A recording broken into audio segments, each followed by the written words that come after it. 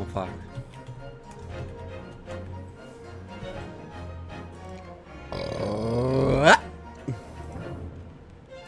Oh, It's him. Right hand many memo. well, it Go with my is good what man, it right is. hand. I'm always writing. You be writing.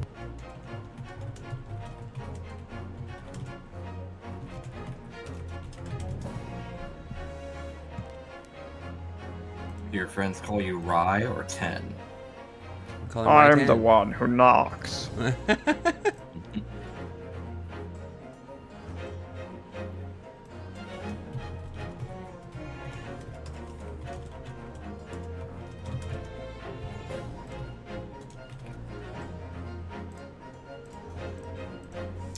Shbada-beep-bop-ba-doo-da-ba-boo.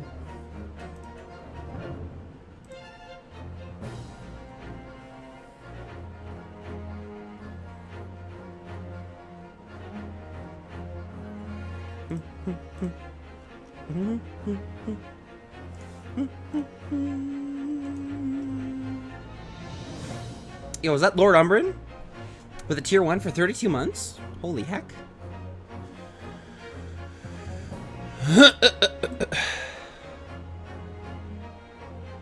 Here's a mini memoism for you.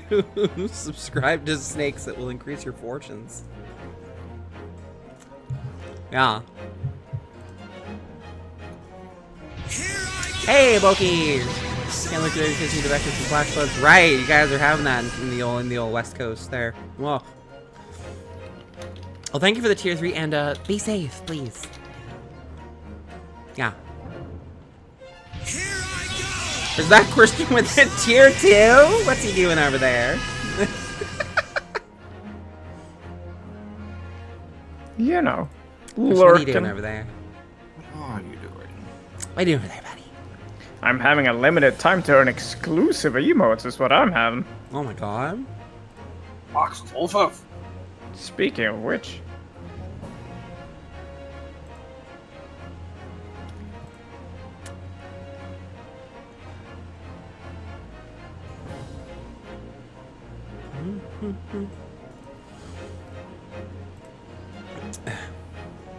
It's Yosh with the tier 1 for 22 months. I'll play that again since I was fucking around.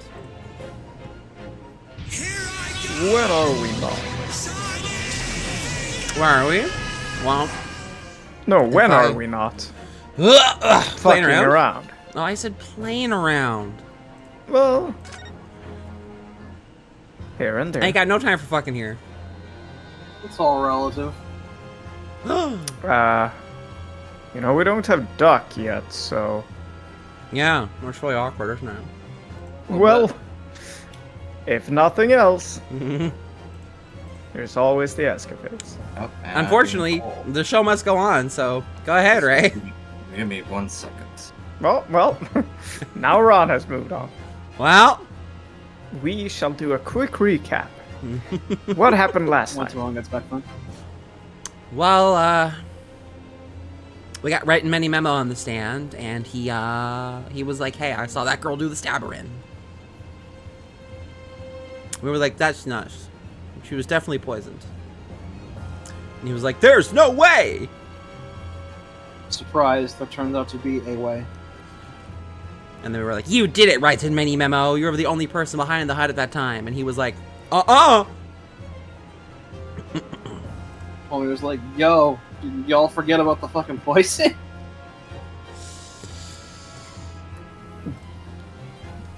The autopsy. It has been updated.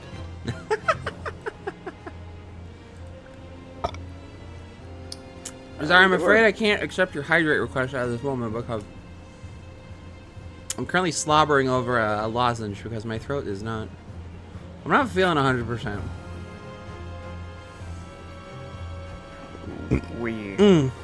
We also pointed out that, hey, someone who could have stabbed him stood here. And Ryton was like, well, that's silly. I didn't see anyone standing there. I was there. It's like, Yeah, oh, buddy. really, buddy? You didn't see anyone? That's crazy. And then we were like, hi, it was All right. you. That's Ron. The show must go on. Let me take a crack at Mr. Meekins over there. There's Show must go. undeniably obvious. There's an undeniably obvious answer to that. The lady most likely imbibed it. The knife?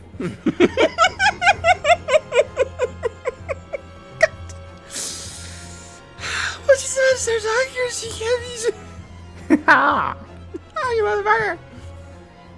How? How can you do this to me? Very easily, in fact. Oh my job. God! No, you're trying to make them laugh, not me, not me. Oh, check out the chat, not Mel. Oh. Not me, them. He is moving the laundry to the dryer. It'll be a couple minutes. You mean she drank it? Have another look at the photograph here, as you can see. A bottle of carbonated water and a glass had been knocked on the sandy floor of the beach hut. The poison could have been slipped to either. So somebody made Miss Brett drink it. Well, what do you know? Look at those dashing eyes. This'll make a great front page shot. Hey, what a bewitching stare. After all, I'm the last person you should be looking at. It would make no sense at all that I poisoned the woman, would it? I mean, that's been established already. Oh yeah. Hold it! Established? What are you talking about? Huh? Oh, don't tell me you've forgotten. That's a little hard to believe, given that the person who established it was you. What? What the? Me? What on earth does he mean? Ooh, let me capture those wide eyes. This is prime press fodder, this is. I hate the news, man. I hate the media! It would seem that this trial is not destined to end yet, after all. I hereby call upon the witness to give further testimony. That's great, that is. Let me get a shot of that magnificent beard, Your Excellency. You claim it to be impossible that you were the one responsible for administering the poison to the victim. You will explain to the court in your testimony the basis upon which you make such a claim. I'm a journo, and I'm a man. I've never tried to run or hide from anything in my life. Mini memo-san, that's toxic masculinity. Yeah, a little bit. And I'm not about to start now, because that's sexism. Many memoisms. Sexism. 1900s, baby. The Martian successors like this post. They're peering down onto Earth. They're like, "What's Earth culture like?" And they just see this guy. Many memo. Oh. Get rid of many memos and keep the sideburns. Oh. For a brief moment, I thought it illuminated the truth, but it slipped right back into obscurity again. That's all good. Just wait. Just where is this trial going to take us? Question. Nobody knows. Except for Many Memo. Leave innocence. Oh yes, I stabbed the English woman, and it's that very fact that proves I'm innocent. He just went right out and said it! Oh, what an Ace Attorney game that is. Oh baby. Oh, just went right out Oh and boy. said it. It's that. Peak Ace Attorney. I just made just going. Hello, Duck. Hello. Because why would I have bothered to stab the woman if I'd already poisoned her? When I heard the student girl and that pompous English murderer arguing, it got my goat. If the courts weren't going to punish Brad for what she did, someone else would have to see justice done. Is the Swan? No, not yet.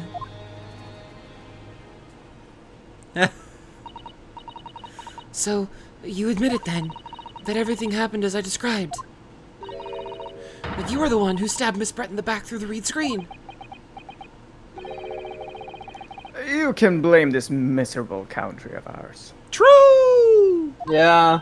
Yeah. A country that bows to the pressure of foreign powers and lets murderers walk free. True! What kind of future can a country like that have? God, keep spitting, Mini Memo. That's why I did it. I did what our pathetic leaders didn't have the guts to do. Oh my god. Right in Anew, the hero of Japan?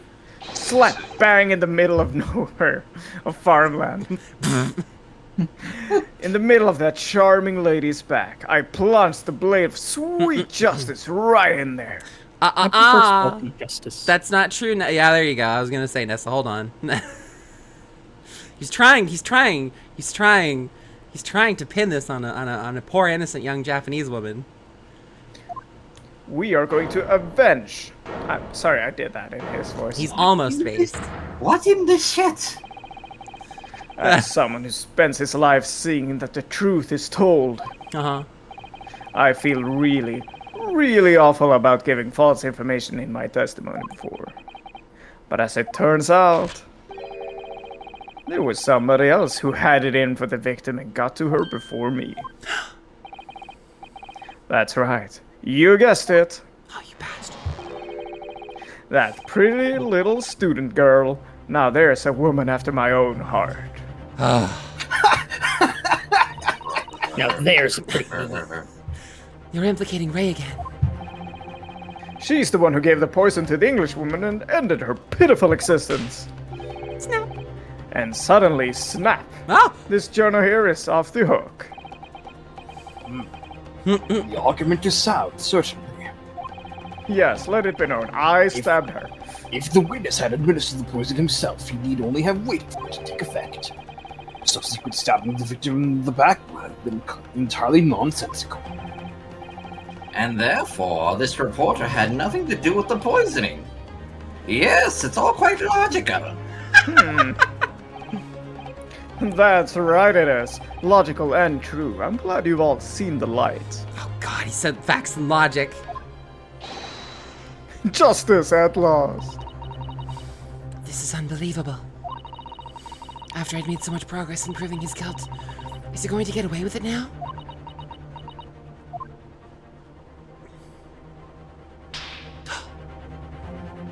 I can't stop my own face in real life. I'll hide my headphones off my head. Think of Kazuma-sama and Naruhodo-san. They never stopped looking for a way forward until the judge's final gavel. Oh, there it is. Very well then, counsel. Proceed with what I assume to be your final cross-examination in this trial. Ooh. Oh no. Yes, Your Excellency. Never assume, Judge. Here we go. It's a nice attorney game. There's the always music. room for one more. Brr. I stabbed the Englishman. I did it Mutilation in of a front of corpse, everyone. baby.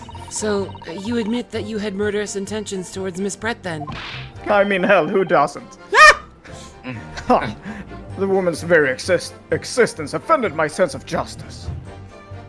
Okay, I finally did that hydrate. God. I'm having a throat tonight. Your sense of he's claiming some sort of righteous indignation? She was pure evil. British. A cold-blooded killer who'd committed murder right here on our Emperor's sword. But did our good-for-nothing government ever do anything? Not a chance. So I had to step in. Fly the flag of justice, put things right for the people. Yes, it was my civic duty. That's what drove me to do it. God. So in summary, murderous intentions then. Well, you know, whatever you want to call it, the point is this. That Englishwoman was a blight, so I had to do what was right for society. My God, she's a level 4 spell in D&D. He was a poet. Yet a real wrong was done by the student girl in the dock. A crime for which she must pay. I can't believe that Ouchie really said, my witness admitted to having murderous intentions of stabbing this woman in the back, but clearly he's innocent of this other crime because he said so. Because he said so! Dude, trust me. come on, man. Seems The good. Empire always be spitting, you know? Obviously, because the poisoning was nothing to do with me at all. It was Hmm? nothing.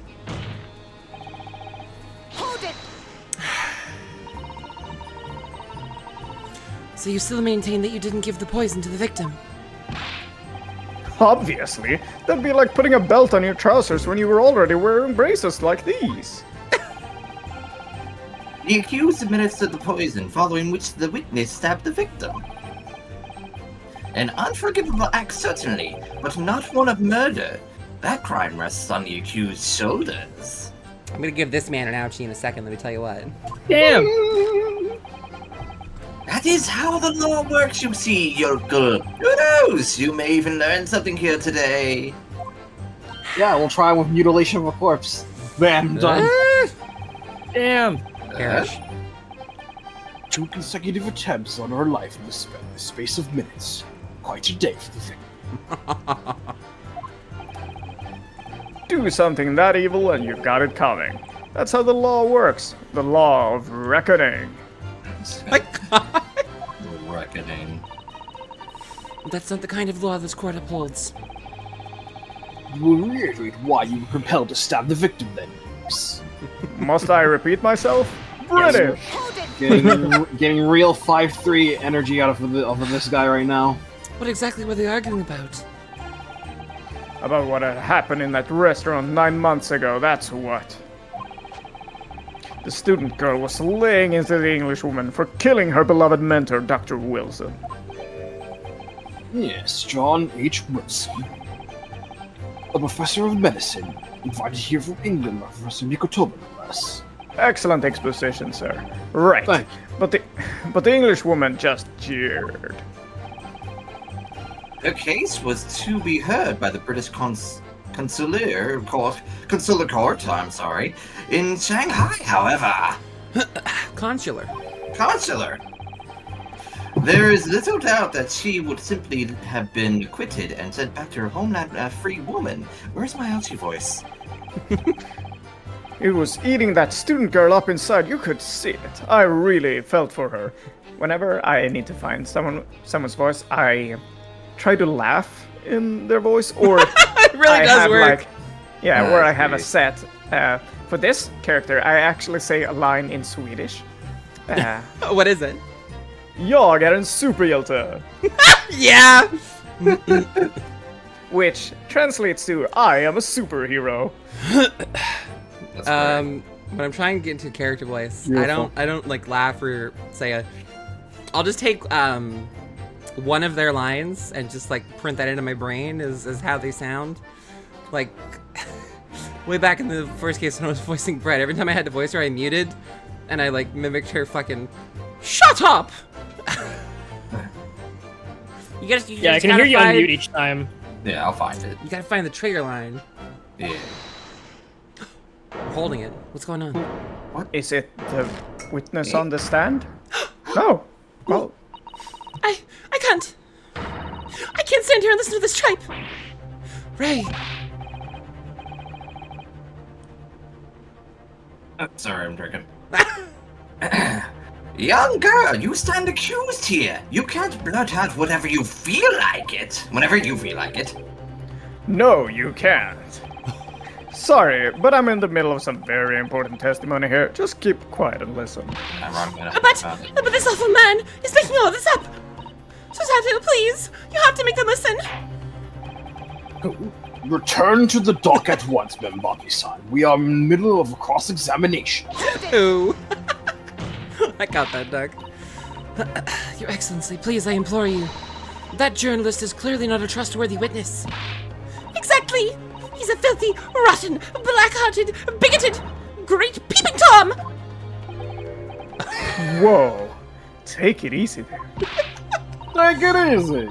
Please, I really think the court should hear what the defendant has to say. Your Excellency, I see no need whatsoever to entertain the accused's remarks. I will grant the request of the defense. Judge Jikoku base? But she's a woman. Your Excellency! Excellency! This is likely to be the final cross-examination of these proceedings. Hey, A Ryan, lie. This was a Again. lie. I need As to such, read. I believe it would be ill-advised to stifle the defendant's obvious concerns. Hold on. I made a mistake. Made a mistake. You don't know that it's you next. Try saying the next. Try seeing what line's next. Oh, fuck, based. So, whilst recognizing this contravenes regular protocol, I hereby call upon the defendant to speak. Oh! Thank you so much, Your Excellency. Yeah, that is Swedish. Absolutely. Hold it! Oh, fuck. The stolen poison that killed the victim, you mean? I suspected her of being the one to steal it. I mean, just think about how she killed Dr. Wilson. That's true. Additionally, Miss Brett certainly had knowledge of the poison. But surely it would be no easy task to steal a highly secret toxin being developed for the government. You'd be surprised. Indeed. It would be... Alright, you know what? I'm not even going to try that right now. All visitors to the laboratory are thoroughly searched when they leave. Even if a thief managed to avoid being seen by myself or a colleague, getting the poison out would be very difficult. Nah. That's true.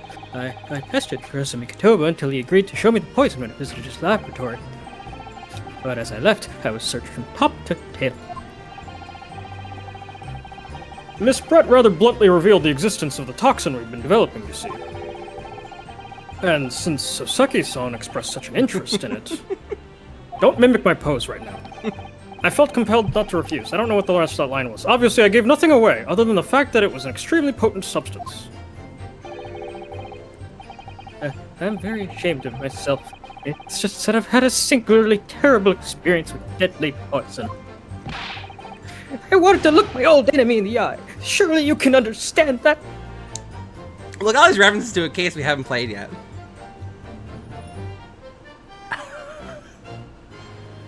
Look at them. Also, don't get used to it, Doc. Hmm? Having voicing like two characters in a row like this. I feel bad for you. To find if my suspicions were true, I confronted Miss Brett about the poison. I told her if there were to be an incident involving it somehow, it wouldn't just be the university. The military would be dragged into it. The whole government, even. It would be a complete disaster. And how did Miss Brett respond to your concerns? She just curled those beautiful lips of hers and said she didn't know the first thing about it. In English, actually. Ah, yes. Many Mimosa. One small question, if you don't mind. I do mind. Can't you see I'm busy? Oh my god. That's your problem. Clearly you were outside the beach listening in, whilst the defendant and Miss Brett were conversing. Presumably then, it was you who wrote this article about what you'd heard?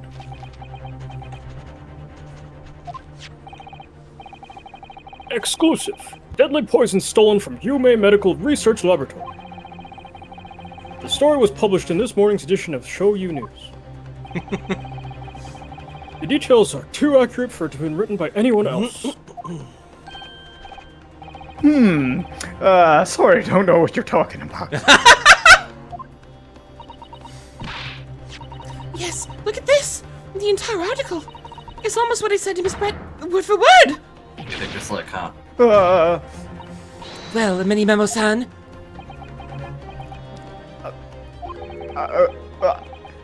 As a journo and as a citizen of a free country,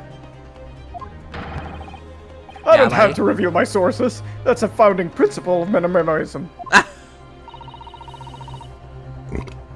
Father's clearly right about this.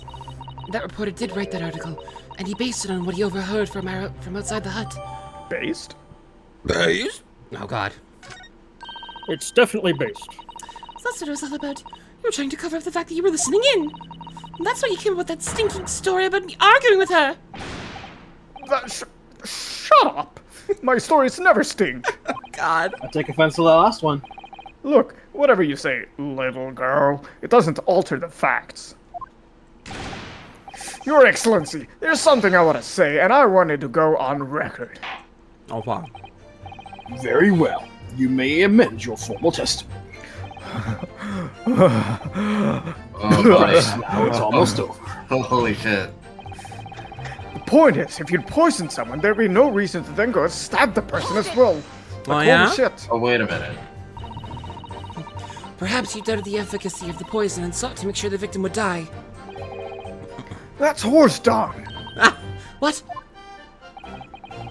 That would be like pouring pepper in your Chinese ramen before you'd even tasted it. Completely reckless.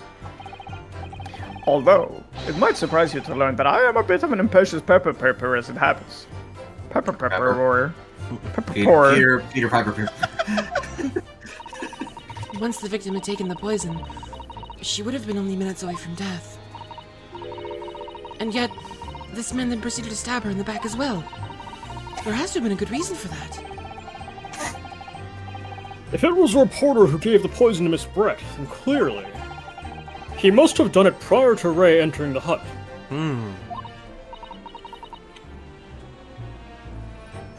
Yes, that's undeniable. But between him leaving the hut and the victim being stabbed, there was one very crucial change in the situation. Sorry? What change? The reporter overheard the conversation between Ray and the Englishman. Ah! Yes, that's it. That's when Minimamo-san first found out about the exact nature of the poison he'd used. That could be the key here. Does he know? If the victim had unwittingly taken the poison already, the reporter would have had no reason to stab her. On the face of it, that logic sounds entirely reasonable.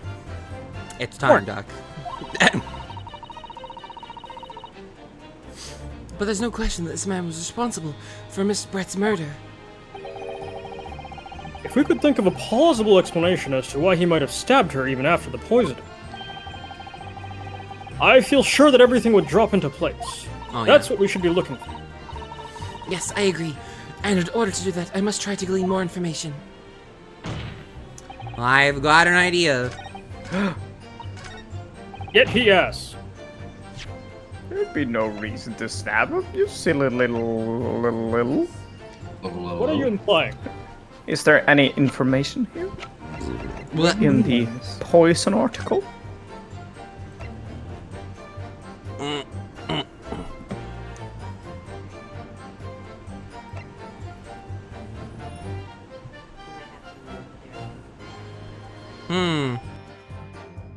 Well, I'm sure there's something here that the game will tell us about. Think it over carefully. Wait, hold on. Okay, no, never mind. If you hold fast, the truth will reveal itself to you eventually. Or something. I don't know. I'm not a motivational speaker.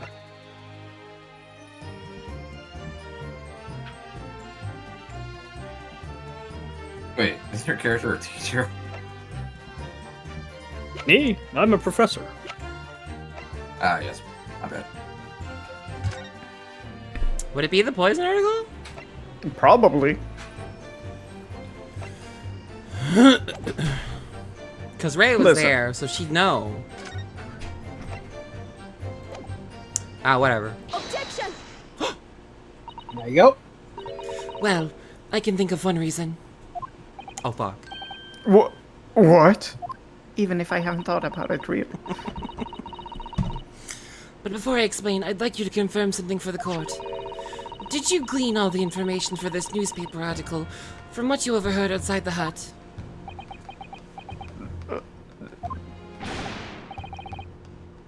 Of course he did. There can be no question of that. After all, when we were all in the laboratory together, we were told that it was a terrible toxin. And there is one more important fact to consider. According to the witness, Mimbami-san's verbal attack against the victim began as soon as she entered the hut. In other words, it would have been impossible for her to have slipped the poison to Miss Brett's drink. Where are you going with this, Council? Minimamo-san has made it quite clear that he observed every single thing that happened in the beach hut. If the defendant had somehow found an opportunity, this man would have seen it. Which means that Miss Brett couldn't have imbibed the poison whilst the defendant was present. In fact, it must have been administered to her before Membani-san entered the hut. Yes, very articulately put. Oh fuck. When I walked into the hut, I immediately started to press Miss Brett about the poison. At which point, Minimemo-san overheard some worrying information. Worrying information? What worrying information? The information which he subsequently included in his newspaper article, namely, that the poison was being developed in strict secrecy, and that it couldn't be readily obtained. Absolutely. In fact, that's quite an understatement. The only possible place it could come from is my lab. Now I get it. And furthermore, anyone afflicted by the poison would exhibit telltale signs in death. The extreme constriction of the pupils. Yes, it's quite stark when you see it. There are other poisons that show similar symptoms, but not among new substances that are undetectable. In other words, it would be clear that the victim's life had been ended by the use of this particular poison, which would reduce the number of suspects to only a handful of people. Yeah. Everyone in my laboratory is aware of the unique properties of the toxin we've been developing.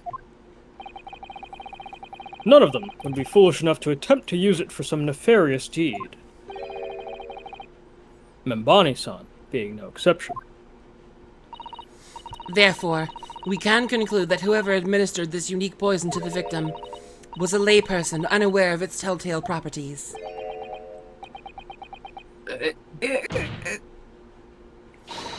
In other words, someone like you, write in mini memo.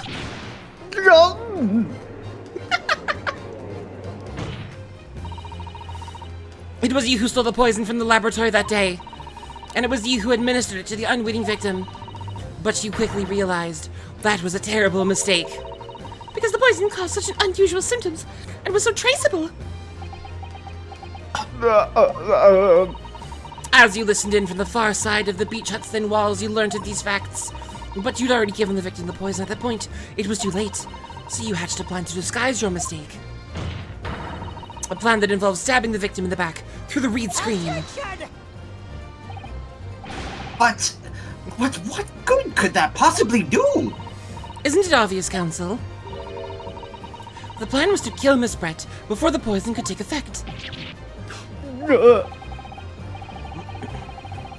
Once in the blood, the poison causes the onset of pupil constriction. That's what I do when the students are misbehaving. Oh my god. But he had hoped to precipitate the victim's death before that happened, hadn't he? Exactly. Because without any revealing signs of the new secret poison's use, no one would have ever suspected. This is extraordinary. Yes, the effects of the poison meant it would be too easily identified, so the killer had to mask its use, which he attempted to do by plunging a knife into the middle of the victim's back. Hang. He's hanging! Order! Order! Order! The argument presented is sound. The court is satisfied that it warrants consideration. Does the prosecution have a counter-argument it wishes to put forward? Well, there are a number of... yes, I counter completely! The prosecution's evasive response clearly shows that in much the same way as he nurtures the remnants of his top knot, he is clinging to lost hope. Wow. Lost Sam. hope? Hold it. God. Oh yeah, we know who that was.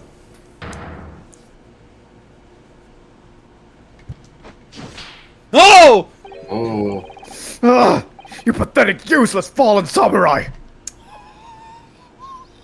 Oh. Whoa. Whoa. Whoa. I'd whistle, but I cannot whistle. Damn. Yeesh. Thanks, guys. Fallen? Who are you calling fallen? I don't need a counter-argument. Holy shit. What are you talking about? It should be blatantly obvious. I stole the poison, you say. Gave it to the victim, you say. Stabbed her, you say. Lots of fine theories. It looks like last Joe. But I don't need a counter-argument because you don't have an argument yourself. Where's your evidence? Oh, fuck. Yes. You make it all sound so plausible, don't you? But without evidence, it means nothing. Whereas I base my news on facts and logic. Oh no! Give me a second, chat. You've been destroyed by facts and logic. Oh no! Not like this.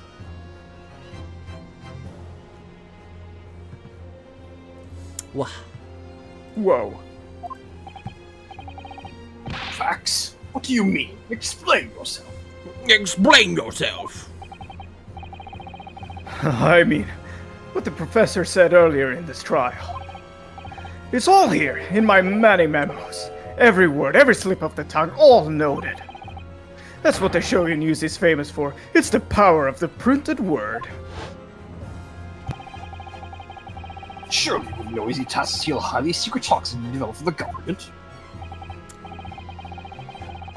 Indeed, all visitors to the laboratory are thoroughly searched when they leave.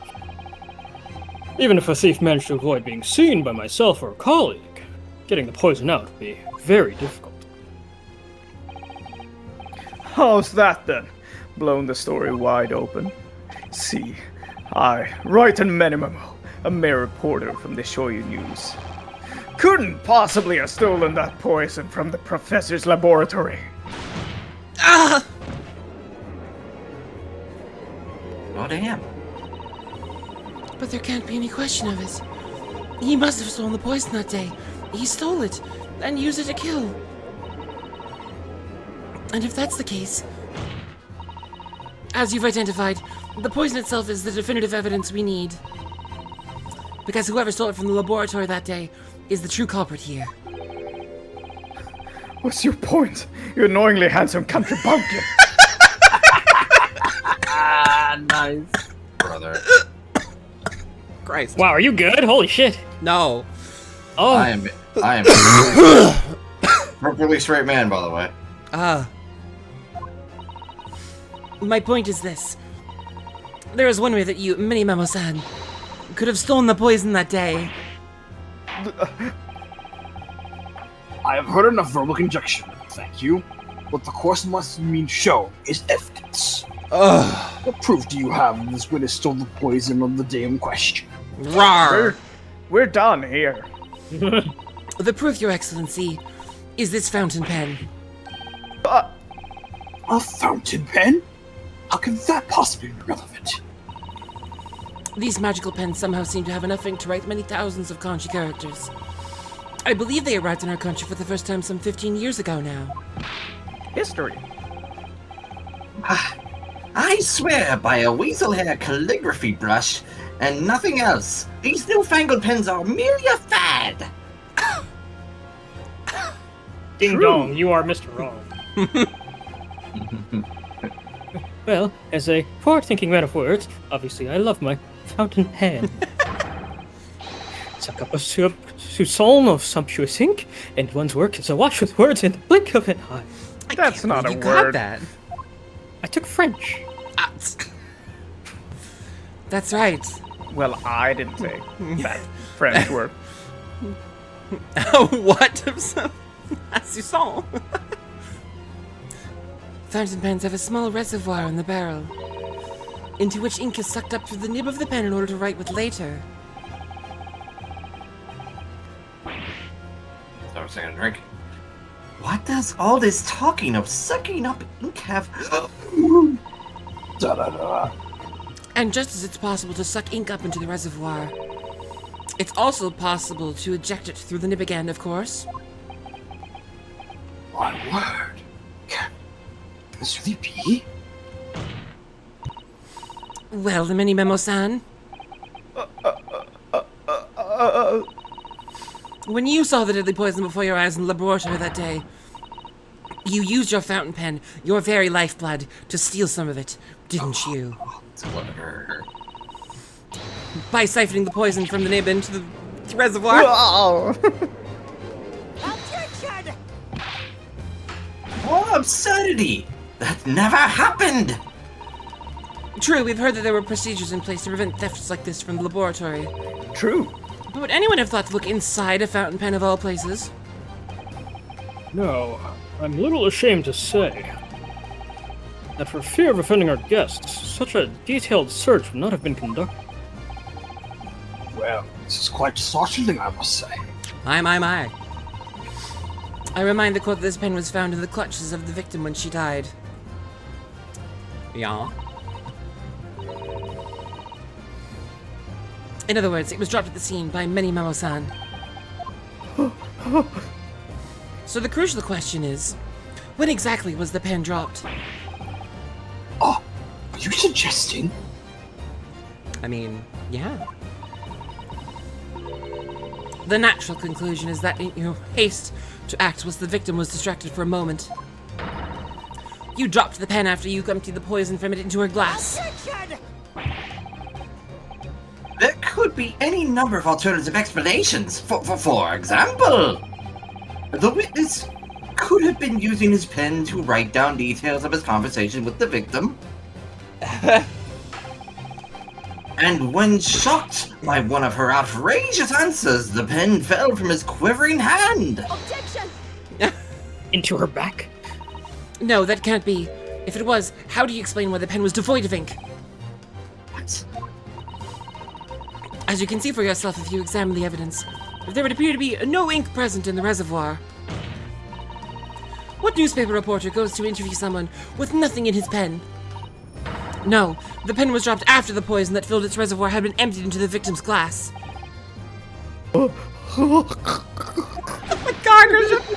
Witness, what do you have to say in your defense?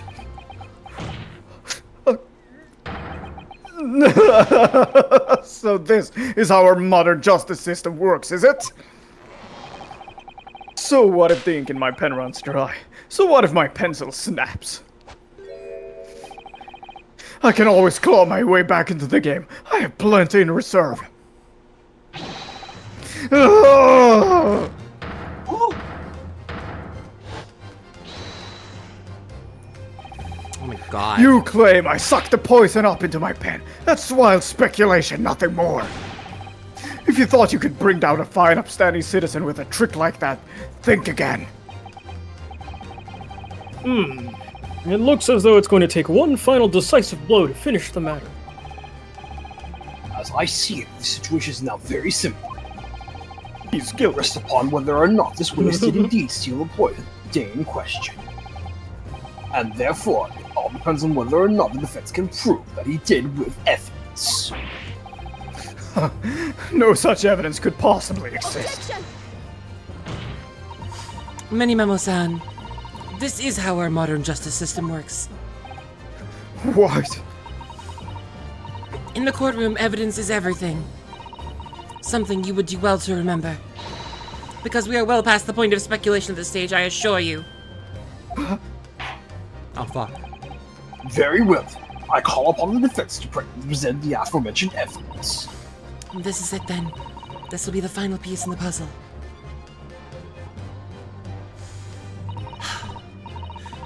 The defense can prove by means of this item that it was the witness's pen that was used to steal the poison. Ah. The... You've got it.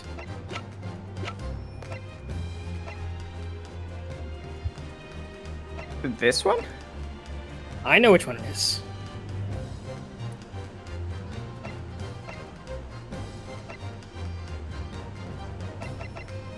I'll give you another 30 seconds before it. Is it not the article? Because he wrote it, right? He was there? I'm sorry. That's not correct. That is indeed the pen. Yeah. It is indeed the pen. Pan. Give me a hint, Doug. By means of this item. Not the item.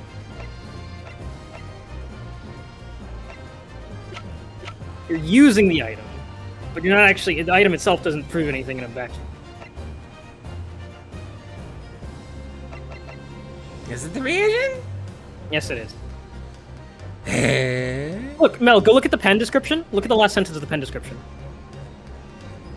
Small, a little bit whip, but it's still inside. Oh yeah, okay. Take that. A little backwards, but all right. Council, what is that bottle? Have we not shown this yet? Yeah, No. we super haven't we? No, we haven't shown it to the court yet. Oh, God. right. They did the testing in the police station. Yeah. Yeah. This bottle contains the unique chemical reagent that can identify the poison in question.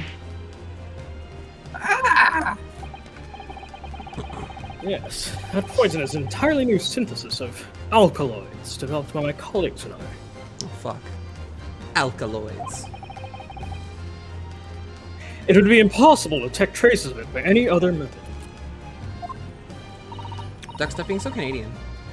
What? What? It's a very Canadian thing to get quiet near the end of your sentences. It could just be running out of air. Well, stop running out of air. Take a deep breath, deep breath. Or from another perspective, simply with this chemical reagent, anybody at all could check for traces of the poison. A reagent? What? One drop of the contents of this bottle on the tip of your fountain pen, Minimemo-san, is all it will take to solve this case beyond all reasonable doubt. No, you can't. I won't. No crimes are bad enough, but at least no one to defeat. Your Excellency, the defense requests permission to carry out the test on the fountain pen at once.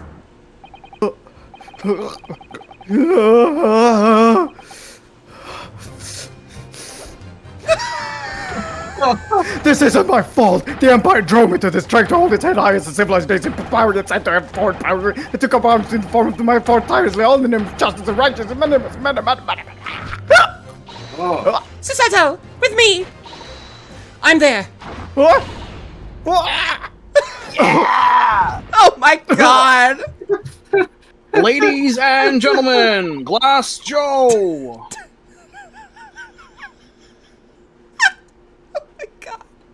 Did I do it right? That was a Susato takedown, wasn't it? Not quite. That was a Ryutaro takedown. She's a natural, I tell you. Yay. Holy shit! Oh my god. The instant the first drop of the reagent touched the nib of the fountain pen, tie 1,000 deaths! It was clear to everyone present.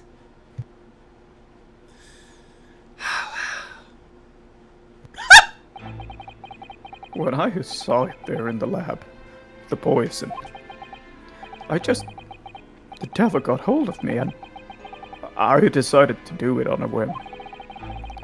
I excused myself and emptied all the ink down the sink in the bathroom, washing the reservoir out carefully. And then you waited for an opportunity to suck up some of the poison, didn't you? Into your fountain pen. Yes, that's right. Answer me one thing, Minimemo-san. Why did you steal it? For what purpose? Isn't it obvious? To find out what it was made of and expose it in an article. I mean, it was a secret project after all, too juicy for a journey like me to pass up. A journo. Then why did the English woman end up dead? Great question. By the way, you're right, Ray. He doesn't like Gamer last moment. here. I went into that hut intending to quiz her on her situation. That's all. As a reporter. A known killer enjoying full freedom, evading justice by leaving the country. I told her what I thought about it. He's so angry. And she just laughed in my face.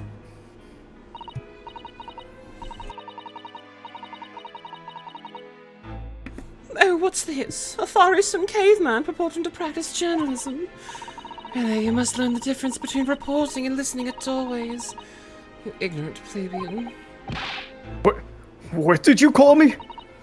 This country, with its pretensions to a justice system, to a free press, it's really very depressing. You see our superior ways in the West, yet you lack the mental capacity to emulate them. Get out of here, you oaf. Get out, and crawl back into the cave you came from.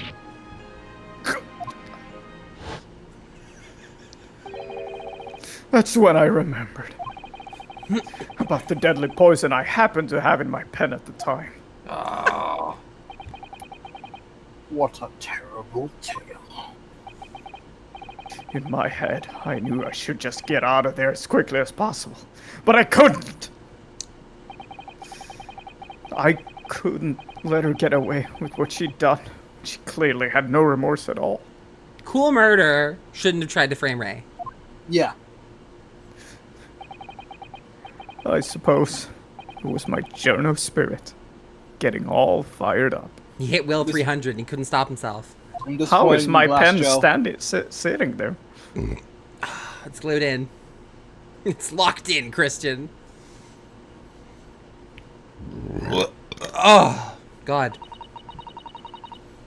I'd like to ask you something. Yes. You often talk about justice. But surely as a journalist, you could have used other means to deliver the justice you sought. There's no justice in the press. Sorry?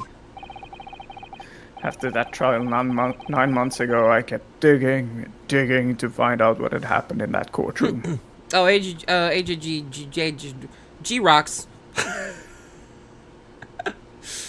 She can speak Japanese. We find this out in the first case. Yeah. Yeah. And finally, I discovered the truth. It was a cover-up. That's what it was. Oh, fuck. A cover-up? What do you mean? I would remind you of your position, witness. Be careful of what you say. Oh, come on! Doesn't it strike you as strange? We're suddenly not allowed to convict a foreign national? Consular jurisdiction should never have come into it. And yet that puffed-up Englishwoman was going to sail away into the sunset a free woman. Oh my God. The only He's right. possible explanation is that behind the scenes, some deal had gone down between Britain and Japan. What sort of deal? I'd done my research, dug up all the dirt. It's all ready to be published. But you know what happened? The editor just tore the article up. Oh, fuck. He came under pressure from the government, you mean? If our government is going to let criminals walk free, if they're going to crush the free press, then what choice do I have but to see that justice is done myself? He's got a point. Vigilantism only goes so far, my guy.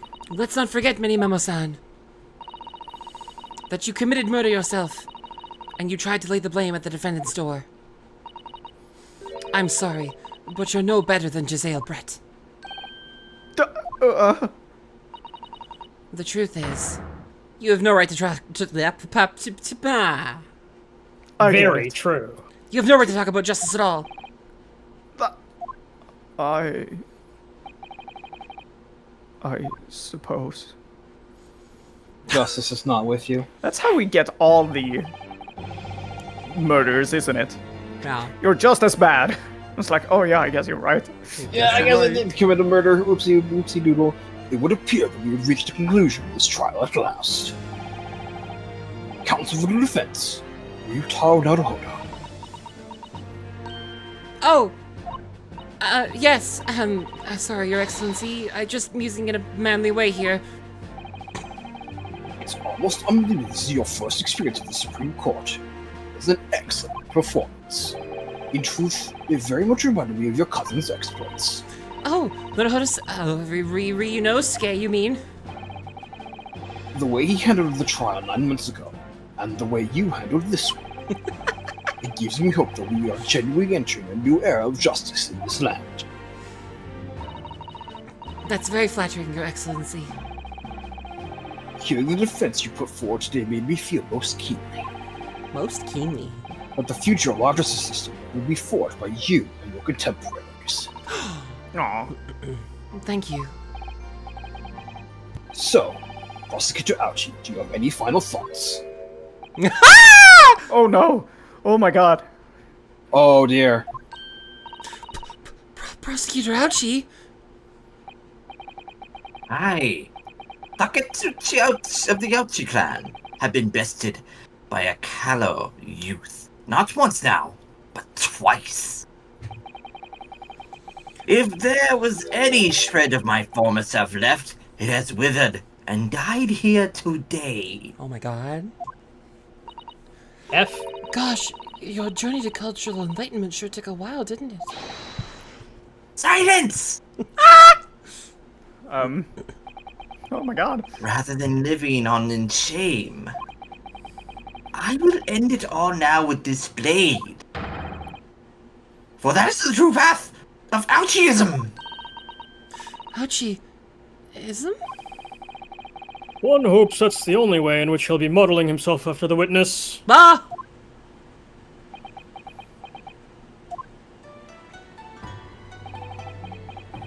Sprig of my top knot, the time is right for farewell. Hope is lost forever. Taketsuchi.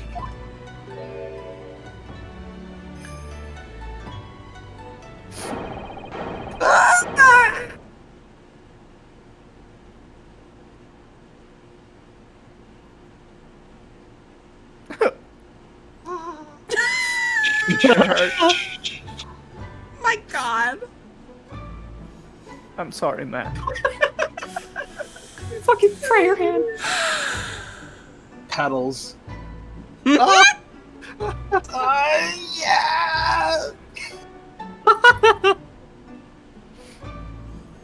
Oh my god. I'm sorry it had to come to this, ouch. I'll see you around, buddy. Now, in regards to the defendant, Raymond Bobby-san, Yes, Your Excellency. I have reached my final verdict. I hereby find you not guilty.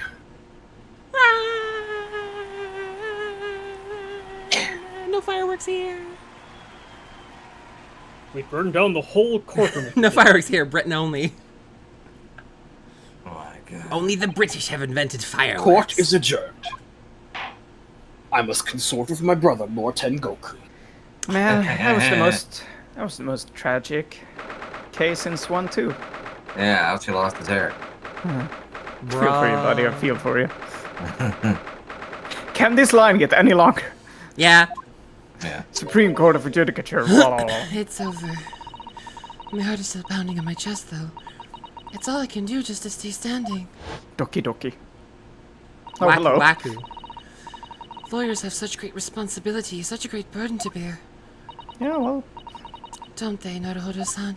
He's staring at Cosmo, well, I do my best. He's staring at, yeah.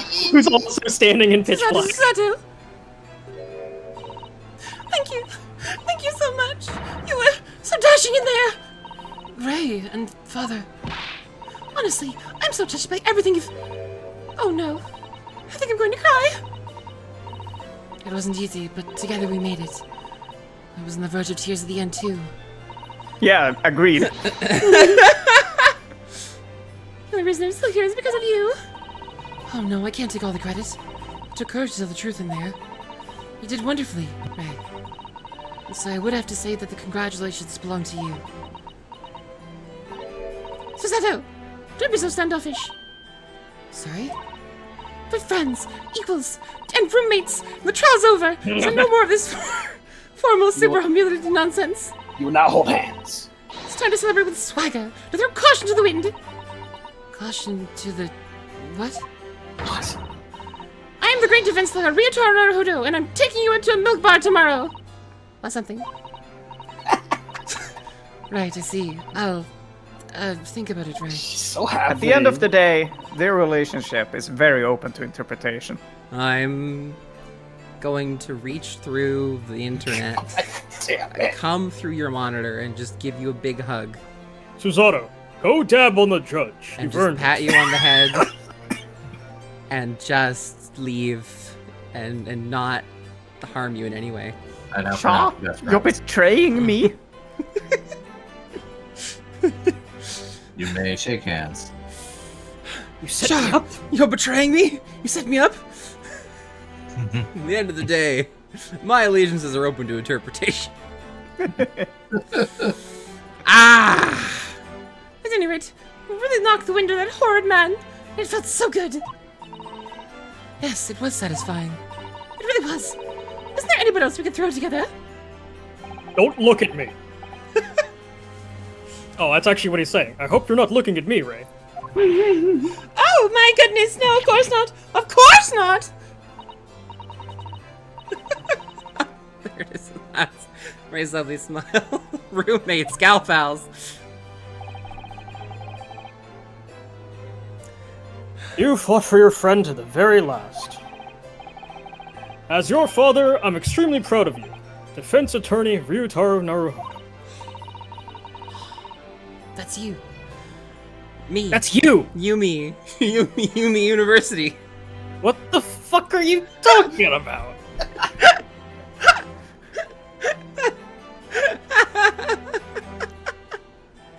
Thank you. But I couldn't have done it without your help. Fuck. Anyway, it's time to bid farewell to Ryutaro, I think. Goodbye. I shall miss him in a way, but it's back to Susato Mikotoba now. So, I'll never see him again then. What a terrible shame. Oh my god. What? What? Oh, right. What is happening? Ah, Soseki-san and Inspector Hosonaga. I do hope you've been keeping well.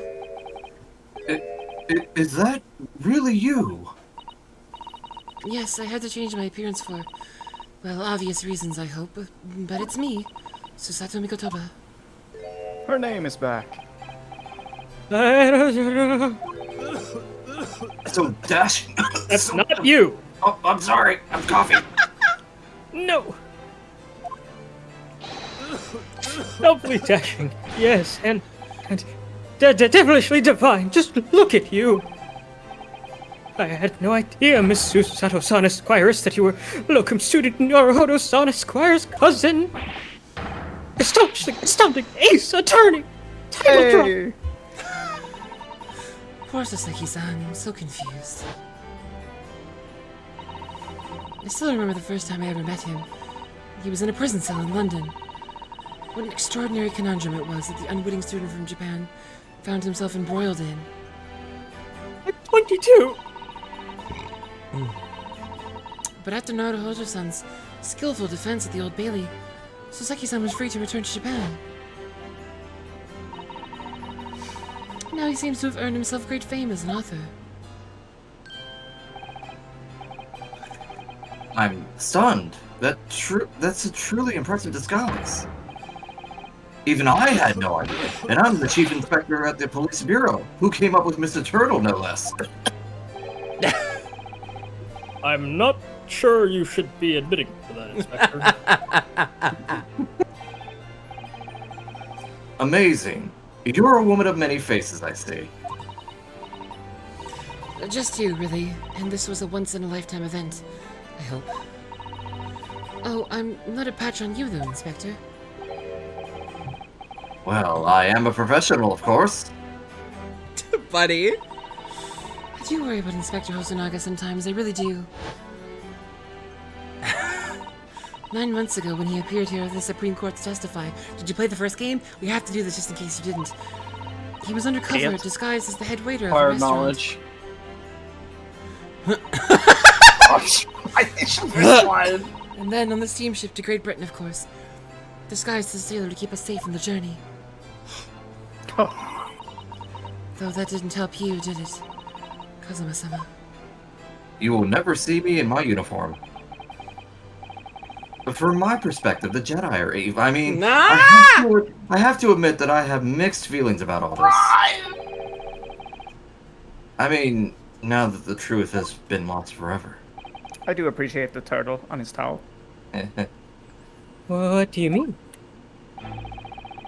I'm talking about the murder that English woman committed at the end of last year. Ah, yes. It was an English doctor she killed, so I understand.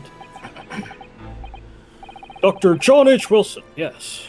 The man I invited to Japan personally. It was you. The mystery is, why did she kill him? And now that the culprit herself is dead, we'll probably never know the answer. Yeah. Shut up. On the voyage to Great Britain, we had a most unexpected encounter. With Mr. Sherlock Sholmes, the great detective, I mean. Yes, I remember Mr. Sholmes well, of course. Ah, my arch nemesis. Likely you utter his name. Fuck! Well, according to the stories published about him in The Adventures of Sherlock Sholmes, the detective once had a partner who helped him solve crimes. A best friend. And that man was an exceptional doctor of medicine by the name of John H. Wilson. What? Dr. Wilson? I just can't believe that it's a coincidence. It's not. They were roommates. Think that the English doctor of medicine killed here in Japan 9 months ago must have been the friend and partner of Mr. Sholmes. And if that's really true,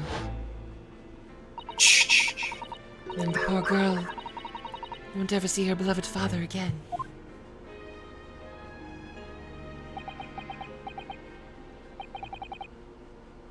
As you know, Oh no. I traveled to Great Britain once myself to study. It was around the time that you were born. Yes, grandmother told me about it. I was a real dick. What? Why did you say that? Who was that? On returning to I Japan, left my newborn daughter and went to Britain, you know? Yeah. she grew up very well without me. Anyways, Hold on. returning to Jane's Japan- got a great question for you, Doug. Did I just say Great in Britain? I love eating Britain gratin.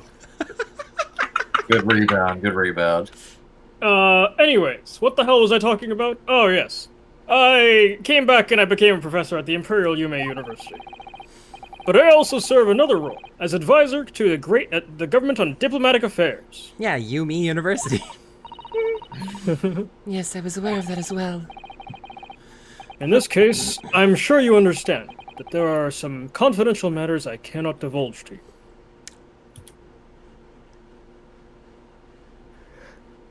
Nani? Could you just tell me one thing? Why did you summon me back to Japan? Oh, True. It's been 2 months now since I returned. When I left England, it was because an urgent telegram had arrived from Japan. It said that you'd collapsed with a high fever and you were growing weaker by the day. What? Where did that news come from? That's what I'd like to know, because after that long sea voyage, I found you in fine health, Father. Thanks for bringing that up, because I was about to say, dude, weren't you sick, my guy? Was there something in Great Britain that you perceived might inconvenience me in some way? Or harm me? That's really the only explanation I can think of.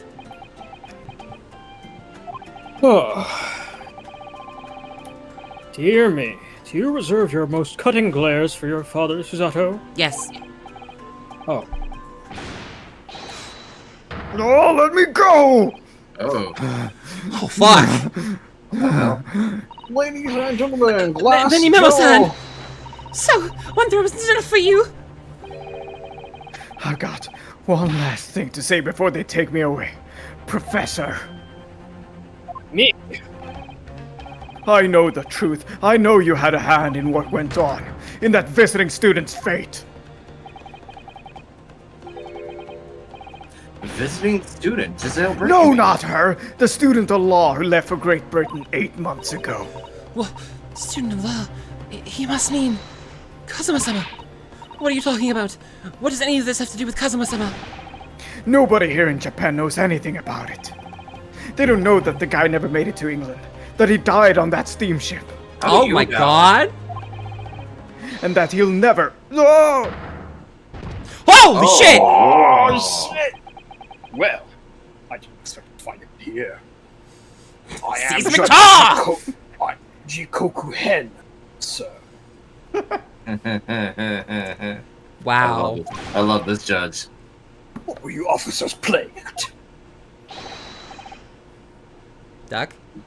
Terribly sorry, Your Excellency. Oh, right, you guys are gonna switch every time. Yeah, right, you're, right, right. you're switching between. You gotta Sponsor, remember yeah. who did it last. Okay, Yeah. now it's Zach's turn next. Okay, Yes, I'm on face now. I'm here. I was coming to tell you that the rickshaw has arrived. Good job. Bye. Yes, thank you for dealing with it. And I'll be there shortly. Oh, Your Excellency. Trial's over. I'm not Your Excellency. Merely your father's friend, Seishiro Jikoku. You gotta get closer to the microphone, right? Your judge is too deep. Your Sorry. mic's like, no, now I refuse. He's too surly. I am your father's roommate. Merely your father's friend, Seishiro Jikoku. There you go. That's the first time you hear his name. Seishiro Jigoku. Well, Mikotoba, daddy there, did say Jikoku one time Yeah. last Yeah, that's game. fair. But yeah. He really is Judge You- Hal. But you wouldn't know that it's this guy until like now, unless you I guess looked in an art book or something. And may I say, since I saw you last, you seem to have taken on a more dashing appearance. Oh right, fuck. Susato. All right, whoops. Did you know all along, from the start of the trial? A judge sees everything, Susato. I couldn't let you take the risk. If Seishiro here hadn't known and then he'd recognized you... Well, so I had a word in his ear beforehand, as an old friend. Oh shit. So, Seishiro, shall we? Is there anyone in this room Yes. who is not a criminal? Having ruled on that case, we now have various diplomatic issues to address. Ray? What did she crime? She's a lesbian in the current century. Oh, okay, all right, okay, all right, okay, all right. God damn it. I now pronounce you best friend. God, he got me. He actually found the way. He found the avenue and he got me. Before you go, Father, Sorry, my dear. We shall have to return to our earlier conversation at a later date.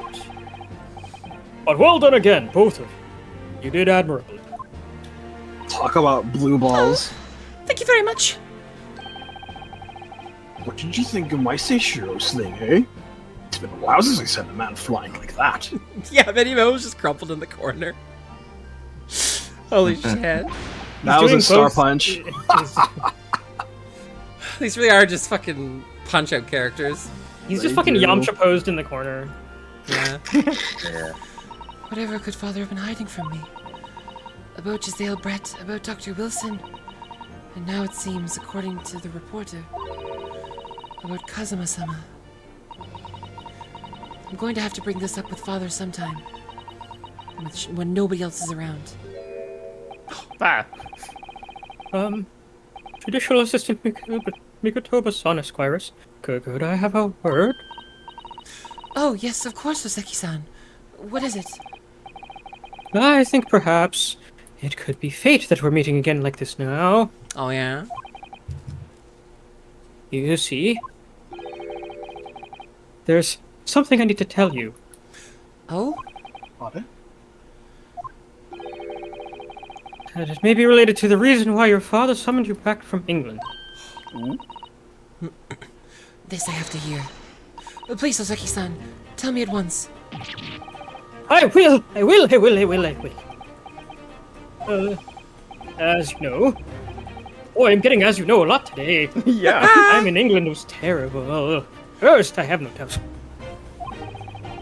Such awful things I was embroiled in. Thank goodness, locum student Arahoto-san, Esquire, locum student Esquire stepped in. Don't just skip my line. I'm doing a bit. After you skipped my freedom, I couldn't wait to get on a ship back here. You to my said the homeland. last one. Stepped in. You said it was the last part of the line. Having arrived in Japan, I submitted a report about my experiences to the Ministry of Foreign Affairs. The next thing I knew, I had to visit her.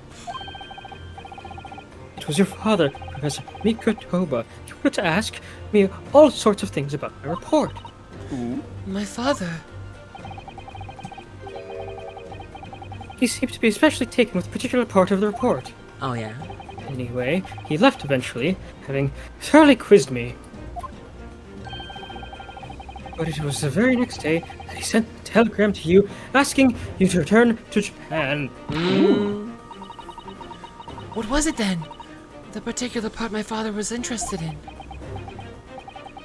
I don't really know exactly. What? But do you remember them? Those two terrible cases I was caught up in? This is when the player's like, what? The letters are orange, you really can't miss it this time! Of course, I could never forget. Your father seemed to concern himself mainly with the second case, the one you didn't play. The second one? You mean the one Mr. Shumps forbade any of us talk about in public? Oh my god. Well, Which is why the only case involving you that any member of the public is aware of is the first. We're the public. Well, I don't care. I don't have to listen to what that dastardly detective says. That's true. Anyway, the point is, it seems that case somehow holds the key to all of these curious unanswered questions. Horrific, heinous case, the case of the haunted lodgings. Sacred trial. When would you have had the time to have another case? You went back like a day or two afterwards. That case somehow Japan. caused my father to summon me urgently back to Japan. I thought that whole business was over, but it seems I was wrong. Perhaps that was only the start. Perhaps the story is not yet told. Not yet told. Oh man. I guess we better tell it. wild DLC case we're talking about. Anyway, voices? Voices, maybe? So, the mystery of that English woman's death is solved, thank goodness. And having stood in the Supreme Court now, I think I can comprehend a little better. How you must be feeling as you fight for people's freedom in a foreign land, Naruhodo-san.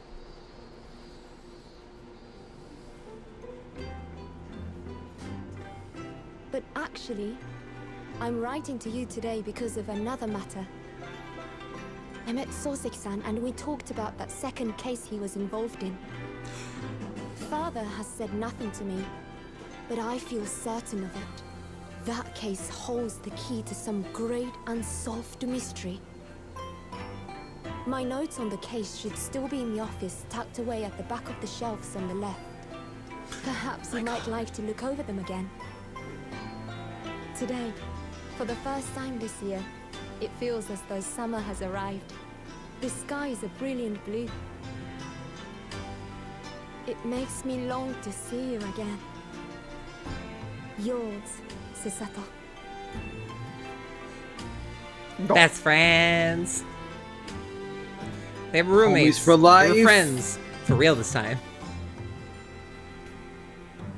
The end. Well, that was a good game. Case Yeah. one. What a game. Yeah. Case one. Yeah. Achievement unlocked. Too bad they Status never success. made a third one. Save your current progress. No, I can't. Oh, it's I'm pretty bad at this. fun. The memoirs. Of the clouded Kokoro. Ooh, ooh, ooh. I want to get Ah. her so fucking bad. I know. Hey, you know how third cases in these games are generally not very good? Investigations 2 disagreed. It's super Well, hard. the generally is the loaded Yes, word I here. know. Investigations Well, 2 disagreed super throw hard. that out the More I window. stare at this This title, is perhaps the best case in Greatest Attorney. The more I stare at this title, the more I think, and I don't think I want to think anymore. It is perhaps the best case in Greatest Attorney. The Eiffel Tower? I think it's the best because 4 and 5 are like a two-parter. They're like two parts of a whole thing. So So they're the cheating kind of scenes one are thing better, together, but or- if you split 4 and 5 into their own pieces, 3 is the best. I But mean, you if put 4 we're and here, we 5 can look at case 4 and 5 like it's looking interesting over there. Yeah, Twisted Karma and his last vow, and the resolve of Ryunosuke Naruhodo.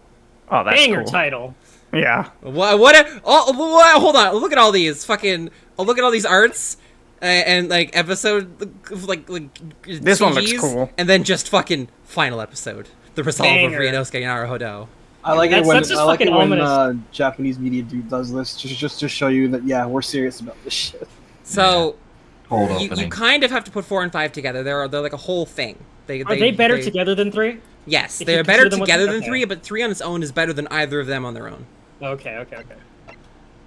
But unfortunately, this is still a lot of fun. Unfortunately, we must take a flash back to the past. Mel and I had a good long talk about Case 3, Oh, and that it is- wasn't very long.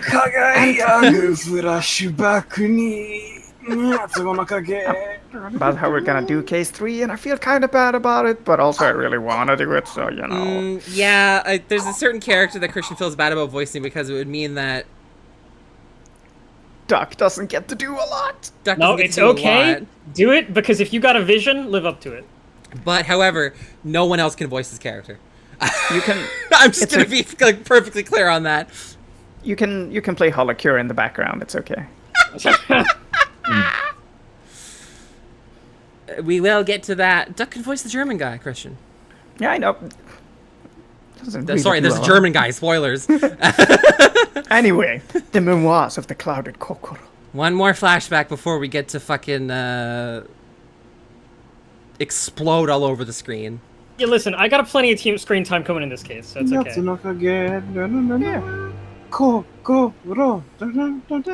This might be my least favorite case It in was the a game. ghastly tale of a winter's night. One of an invisible killer and a crime perpetrated on the pavement along Briar Road. Remember? As the victim lay at death's door, the mystery of just who had stabbed the young lady from behind had been resolved. But no sooner had my friend saved that Eastern Exchange student from his harrowing plight, Look at Soseki-san. then in the dim, flickering shadows of gaslight did a second bizarre crime rend the stillness of that very night. Lamau. I dare say most can still recall the sensational headlines of the day. Haunted apartment of death, the condemned criminal's curse, the dread demon of coal gas. Oh my god. Topical. Yet, though the great detective had at once discerned the truth upon his arrival at the scene, it only proved to be the overture that announced the rising of the curtain on a most tragic play. So, I say this is my least favorite case in the game. However, Everything else is just better. it's not because it's bad. If this is the worst case in the game, it's still like an 8 out of 10. That's just how good the game is. It's still great, but it's just like the least great. Someone has to hold the bronze medal. All right, Christian. My name is Ryunosuke. No! Many medals. Money Memo. 1 second, I gotta take a drink. I gotta take a swig of this flask. Get back into your nervous law student. I'm not so nervous anymore. Get back into your less nervous law student. My name is Ryunosuke Naruhodo. I'm a fledgling lawyer just starting out on my journey. 6 months ago, I arrived as a visiting student of law.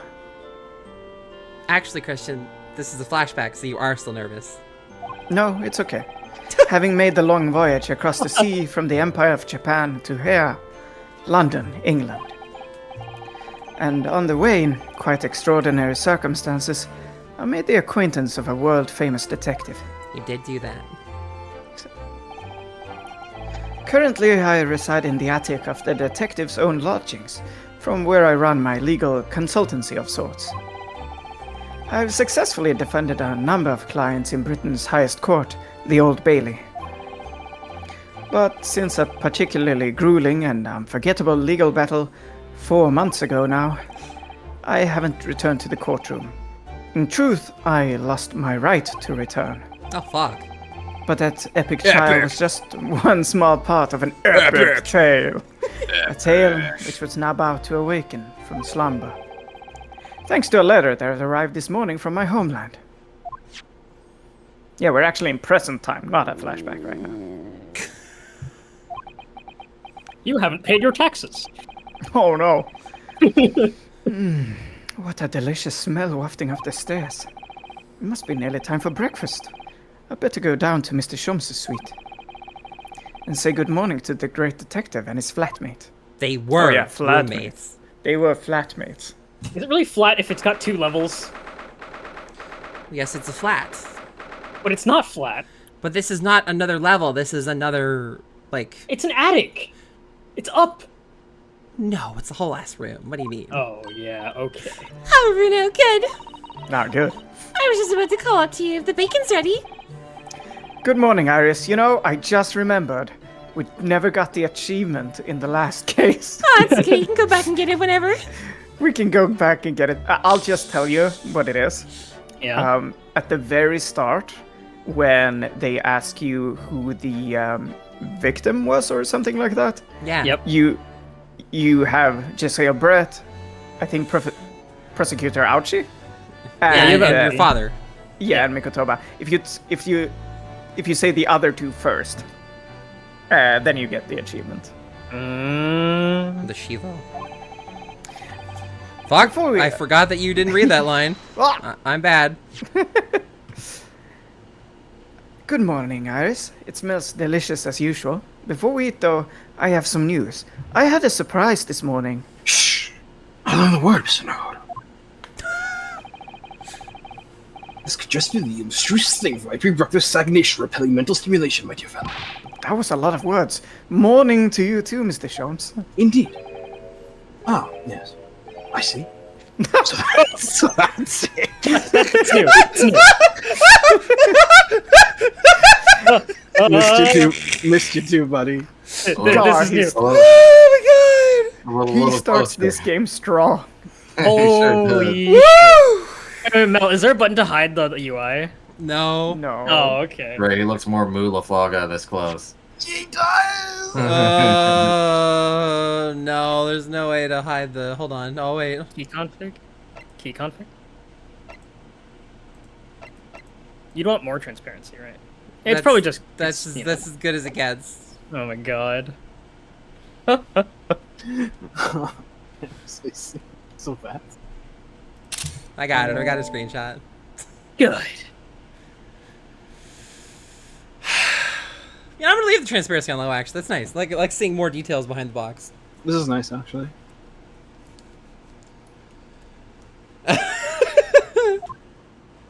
Good lord.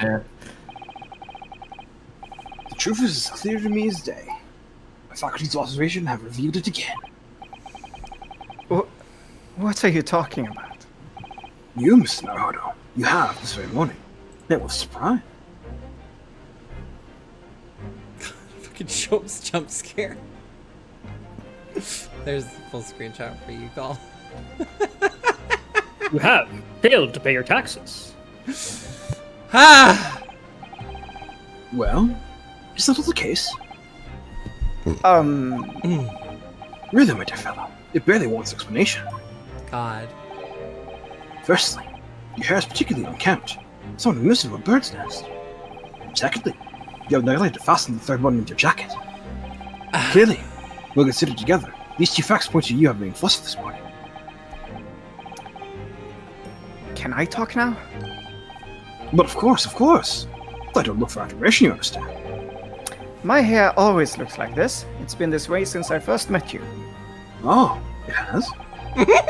And the button was ripped off last night, if you remember. By you.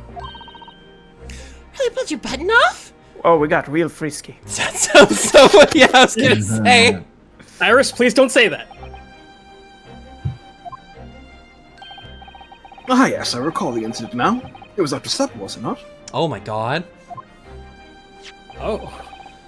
As the evening advanced, I picked up my violin and began to play the wailing notes of a haunting tune. But then, to my utter dismay, the third string snapped! Why did that happen? Why? Why? Little wonder then, in my vexation, I grabbed the first button I saw and ripped it from its proper place.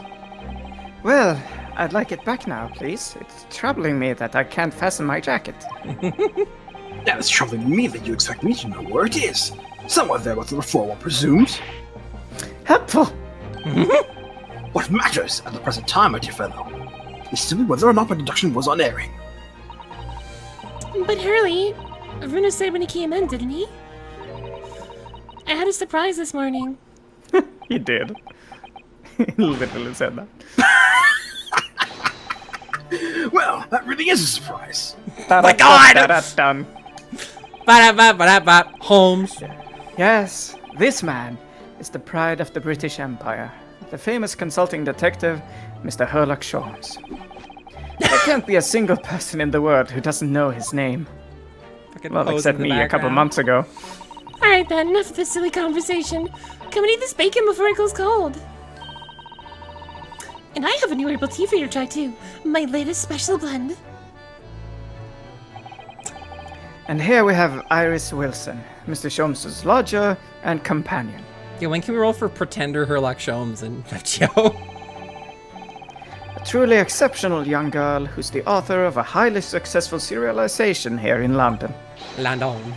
Yes, the Oh, you look in the car right now. I've already seen it. It's fantastic. Good job. Golden. You are a golden boy, Christian. Good. See, whenever Mel gets around to put things on YouTube, one of those has to be the thumbnail. God. What do we get? Go ahead and share with the chat. Duck, you're in there. Give me a minute. Oh! Yes, The Adventures of Sherlock Holmes as published in Rand's magazine. So, Mr. Nahara, won't you put aside our misery? What surprised you this fine morning? Ah, well, I received a letter from Japan. Oh, from Susie, you mean? Was it? Really? That's right. And she had some rather startling news, in fact. Ah, intriguing indeed. You must tell us all about it over breakfast. Oh yes, what fun. We gotta examine. I know what you want from me. Yeah. Why can't I go over there? Now that I have no one to force, Gotta press the button. Keyboard controls. Wow. Ah yes, this is where you note down ideas, isn't it, Iris? What's in the melting pot today? The blue carbuncle? Yes, it's from a case of theft that Hurley solved ages ago. The theft of a precious stone. A carbuncle is a name for a garnet, you see. Especially if it's cut with a rounded top. Oh really? And this garnet was blue, was it? Well, that's the thing. They're usually red. No blue garnets have ever been discovered. Oh, So who knows what the stolen gemstone actually was? That's the real mystery of the case.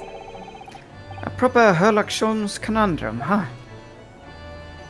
You know what the guide says now? Huh? As soon as you talk to Iris for the Herlockian progress, which is what we just did, move to Naruhodo's legal consultancy and inspect the shovel. Oh no! Oh, yes.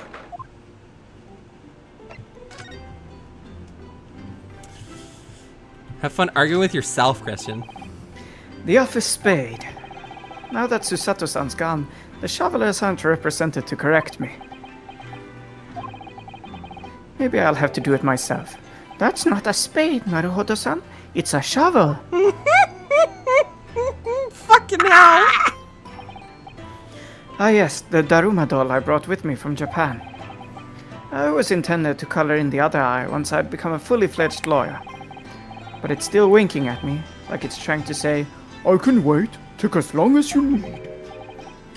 Or maybe not. I'll just have to keep on doing the best I can, I suppose. Gosh, the silly boy. Not that I can actually do anything in court on account of my treason. Whoops. That's true. He did do a treason. He did. I wonder what Braxton's doing. Treason. Ah, yes. Ah, yes, treason. Mr. Sholmes' faithful fuck! musical companion. Wasn't this violin made by somebody famous? Yes, it's a Stradivarius. Though I'm afraid you'd have to save up for 100 years before you could afford one, Renault. But didn't you buy it for a song, Mr. Sholmes? I found it at a pawnbroker in the forfeited articles. It clearly said Stradivarius on the label. What? The ignorant broker had no idea of its true value, you see. So I paid him 55 shillings. Yes, I have something in return for shopping. Sherlock Sholmes, bargain hunter. He'd have the bargain skill in FE4. But is it really a Stradivarius then? But of course, my dear fellow. It said so on the label. I think perhaps the ignorant broker had something of a turn for selling. He's so Big cute. fucking clock thing. That machine really is imposing, isn't it? But I can never remember its name. Really calls it a great analytoscope. It can analyze anything at all. Will this ever be relevant? That No. doesn't really help me. What does analyzing something even mean? Ah, an extremely astute question, Mr. Naruhodo. Sorry? Well, as Iris said, my machine here spits out analysis results of anything which you care to present it. But how to interpret those results, that's the key. And I confess I have no idea. Clearly, I'm going to have to construct a great analytoscope. Analytoscope? Some problem. That might not help. The EGAD solution? I'm gonna look at the bullets again. No! We're bulleted out!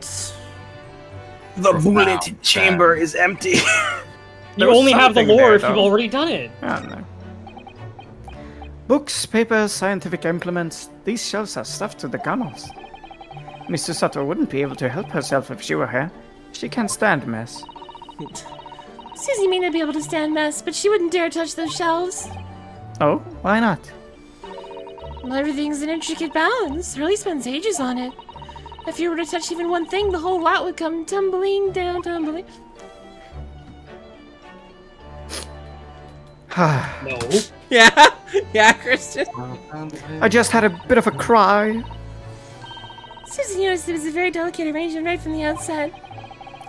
You make it sound like a meeting of great minds. But the truth is, Mr. Sholmes just needs to tidy up. Damn. His words, not ours. The trunk.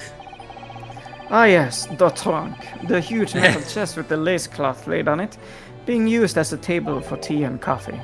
It's very sturdy, that's for sure, and firmly locked shut. Oh no! I'm being defeated. That just contains my father's stored records of Hurley's many cases. Yes, so I've been led to believe, though personally I've never actually seen inside. And that's the way it will stay. Those papers are a secret between Daddy and me. If you go opening it uninvited, you might find yourself being bitten. What, is there a beast inside there or something? Schrodinger's Hound of Baskerville? Oh yeah, that's also a thing that's gotta come up eventually, I suppose. When it gets to this time of year, Londoners seem to leave their hearts alight all day long. And I love it. What time of year is it? What did they say? Spring! There's something very relaxing about watching the flames flit and dance about. But a fireplace in the days of summertime is a waste of space. Really, no use at all. Summer, Where's the actually. text I'm wrong. orange? No use. It's no use! You Rather like a can't great defeat me. detective. Rather like a great detective in days of no crime and no criminals, Hurley. Well, consider this. Instead of a fireplace, a frost place. That's my latest idea. Extraordinary hearth from which emits a cool breeze in the hot summer months. What do you think? 100 years too early for an air conditioner, buddy. I think if you invented such a thing, your name would go down in history. The principle is extremely simple. One must, of course, light a cold fire in the hearth. Well, you see, Sholmes, fire is created by the expulsion of energy, which creates heat. I'm afraid. Science. That means we gotta invert the energy so it Oh, goes... no! Yes, of course. Brilliant. trouble is, none of the fires I built ever burn cold. How it taunts me. So, as you British say, it's a bit of a damp squib. Squib? Damn squib. What's the problem? You got a problem with the damp squib? No, nothing. I just said squid. A squibble bibble. I should hope that your squid is damp. No, it's not a squid. It's a squib. I know, I'm talking to Christian. Yeah, I said it wrong first, which is why I stumbled on it. Oh no. A squibble And also bibble. because it's funny. These are different pieces of evidence from cases you've solved, aren't they, Mr. Sholmes? Not quite, Mr. Nahodo, not quite. These trinkets are a selection from cases I've solved with particular aplomb. They are souvenirs of my success. Memories, Mr. Nahodo, memories. Memories. Really? So tell me about the case in which the bust of Napoleon featured. I forget. Memories, he says. Wonderful, Mr. Sholmes, wonderful. What's going on, buddy? This is the letter that arrived from Japan this morning by international post. Oh, how lovely. Look at Susie's beautiful writing. I wish I could read it. And how is your judicial assistant faring, I may ask? To be clear, she's not illiterate. She just can't read Japanese. She's very well, thank you. In fact, according to what she's written, she actually appeared as a lawyer at the Japanese Supreme Court and won a case. Really? Oh, isn't she wonderful? Sandra the goose, thanks for the cheering for Cut 10 above months. your good self, my dear fellow. Shining finger. I've won cases too, you know. Apparently, Mr. Natsume appeared in the trial as a witness. A witness. Natsume. Natsume. No, I don't recall that name. Of course you do. We helped the man twice. Did we? You know, in those 2 cases that took place on Briar Road 6 months ago.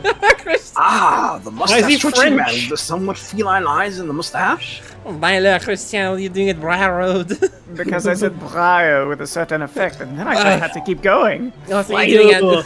It What was, are you doing at Briar Road? I assure you, it was completely unintended. I'm just an idiot. Compulsory, one would say. You didn't have 2 mustaches, Hurley. I was drinking. Who could forget those 2 cases? They made a very deep impression on me. Sorry, Christian, buddy. Although I must confess, the details are a little hazy now. A very deep impression they made on you, clearly. So deep it's a ditch. Oh, true. So, what was the startling news penned by Mr. Sato? Do you remember the case of the haunted lodgings, Mr. Sholmes? Ah, yes, it's very interesting, you know. I don't feel entirely uncertain that a case of that nature did not occur. Buddy. He's totally forgotten then. Anyway, in her letter, Miss Susato asked that we read over her case notes again and investigate further. Though it took place half a year ago? For what purpose? Because of something that Mr. Natsume said to her, apparently. He suggested that the real reason why she was called back to Japan so suddenly Why you gotta end your sentences like this, Mr. Nanahodo? might have something to do with that case of the haunted lodgings. Ba-da-ba-dum-bum-bum-bum-bum. On Mr. Natsume's return to Japan, Miss Susato's father questioned him about the case, she says. And something Mr. Natsume said appeared to trouble Professor Mikotoba, prompting him to send that telegram. You know, when I read this at like 4:35 a.m., Yeah. I was suddenly hit with the sudden revelation that I can read. You know what, Christian? You know what, Christian? I'm happy for you. Ah! Buddy! Well done. I was just rambling off, and I was like, "Oh my god, I can't keep up! I can't keep up!" But then I kept reading, and I was like, "Oh my god, I'm really good at this." Oh, in Honor. that case, yes. I'm literate. It was very strange, wasn't it? Yes. And I compiled the whole story into a nice, neat manuscript for the publication, too. But then Hurley here was all funny about it, remember? He was very mean. That story must not be published, you said. Very mysteriously as well. Really? I said that? Are you sure? Do you perhaps know something about it as well, Mr. Sholmes? About why Miss Susato was suddenly told 4 months ago that she had to yum return to yum. Japan? Oh no! A typo! I thought I was losing it, but no. That was the second one we've noticed in this entire game. Capcom! Capcom. It's just an upside down N. Repatriation. It's been 4 months now since we leave Susie off at Dover. It was such a shock, wasn't it? The way she just suddenly announced that she had to go back to Japan. Indeed it was. Due to a telegram she received from her homeland, I believe. That's right. Telling her to return urgently.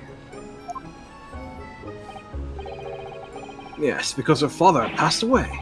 No. He just said he was suffering from a high fever, the cause of which was unknown. He's not dead. But according to this letter, Yeah. that news about her father's fever was just a ruse. A ruse! It's a great word, isn't it, Iris? So Susie's daddy lied to her so that she'd make her voyage back home? Why would he do that? I guess he just missed her. I have to admit, I have absolutely no idea.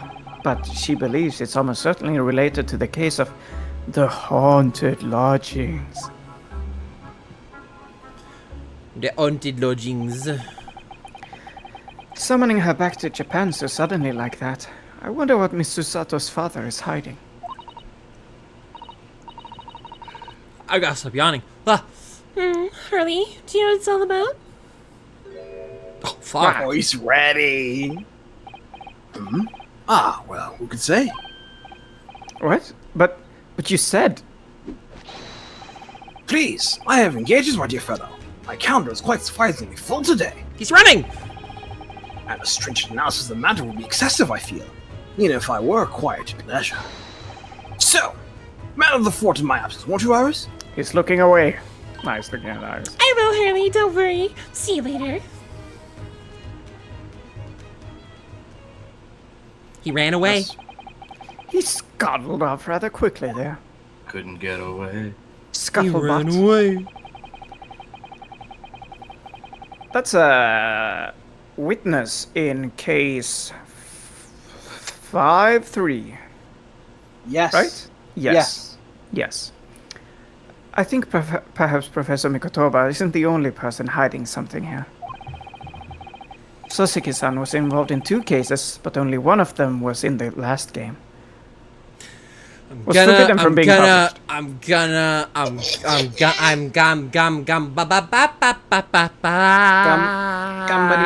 McDonald's. I'm gonna find you and just care for you greatly. By of all people, Mr. Sholmes. I found them at last. Iris, are they... The notes about the case? That's right. Susie and I compiled them together. The case of the haunted lodgings. Do you want to read them right now? No. Absolutely. Thank you, Iris. Absolutely not! I have no idea what Music, secrets music. could still be hiding in the shadows of this case. Listen to that music. We gotta be dramatic now.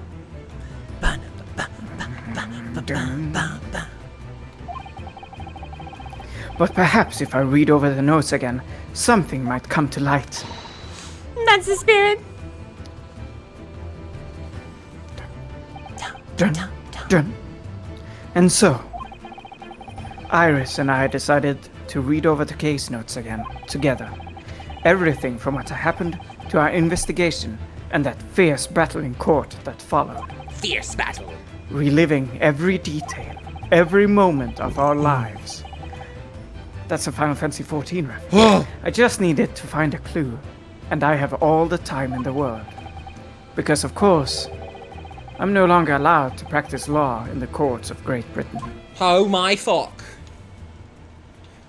Remember, they told him there'd be consequences for his changing of opinions on his first case. Dear me. And the treason. And the treason. It was 6 months ago, a mysterious incident that unfolded on the wintry streets of London. Oh, let's go. Oh yeah. Yeah, let's go. All Yeah, agreeing. yeah. A young woman was found lying on the snowy pavement. She didn't die. Remember? Nothing is wrong about this statement, though. Yeah, no, She was I'm found- just saying. Oh right, yeah, she didn't die. Yeah, we had a case in an Ace Attorney game with no murder. No murder. A They're young reintroducing murder. There was a murder actually in the background. woman. They just saved the murder for this one. Oh Part yeah, two, totally. I suppose. Totally. Someone died during this time. Read the That's line! important. I'm trying. A young woman was found lying on the snowy pavement of Briar Road with a knife in her back. You're the one who interrupted it yourself. Well, then the others kept going. Fortunately, her life was spared, but she was unconscious for several days following the incident.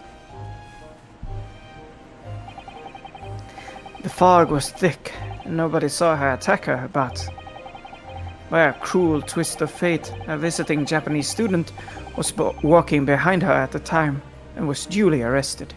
Locum. That man was Soseki-san, and the man who effected his arrest was Mr. Sholmes. Sholmes. Believing in our compatriot's innocence, Susato-san and I decided to represent Soseki-san in court. It's true. And after a grueling trial of many twists and turns, we finally managed to prove his innocence. Joyful, joyous, jubilant, jubilation. Was the man's reaction after the trial, but his jubilant jubilation was short-lived. Because immediately after, the bailiff died. arrested him. We received a telegram from Mr. Sholmes the following morning. The victim of the Briar Road stabbing has regained consciousness. Hurry to Bart's at once. Fucking poses in the letter. Yeah. So Susato-san and I summoned a handsome man and headed immediately to the hospital. Come forth, man. I'm not strong enough. Come forth. Well done, The Christian. wise white dragon. You still Thank you. You've defeated her. Back I'm in getting a February. drink. I'm gonna go poop. I'll be right back. Fuck. I'm being defeated at all odds here. I'm gonna go check on my food. Get your drinks, chat. Well, I still have Hi. a drink, but I should use the bathroom anyway. Oh. Hey, Chad, how are you doing? There's a rat over there. Everyone's disappeared all of a sudden. It's terrifying. We're actually all doing this from the same room, and everyone's just leaving. Nobody knows about the canon that I'm establishing while they're not here.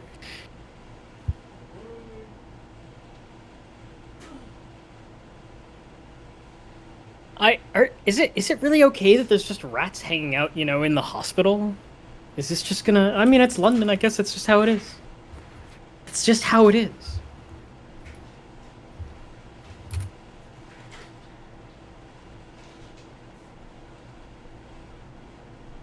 Also, does anybody know what that big golden statue is over there? I have no idea what that is, genuinely. It's supposed to be.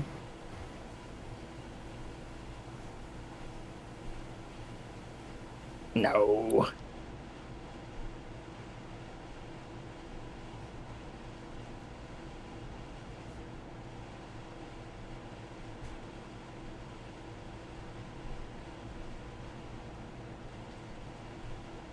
How many of you, by the way, how many of you are going into this blind? Like, how many of you have played Chat. Great Ace Attorney 2 before? Ooh, chat.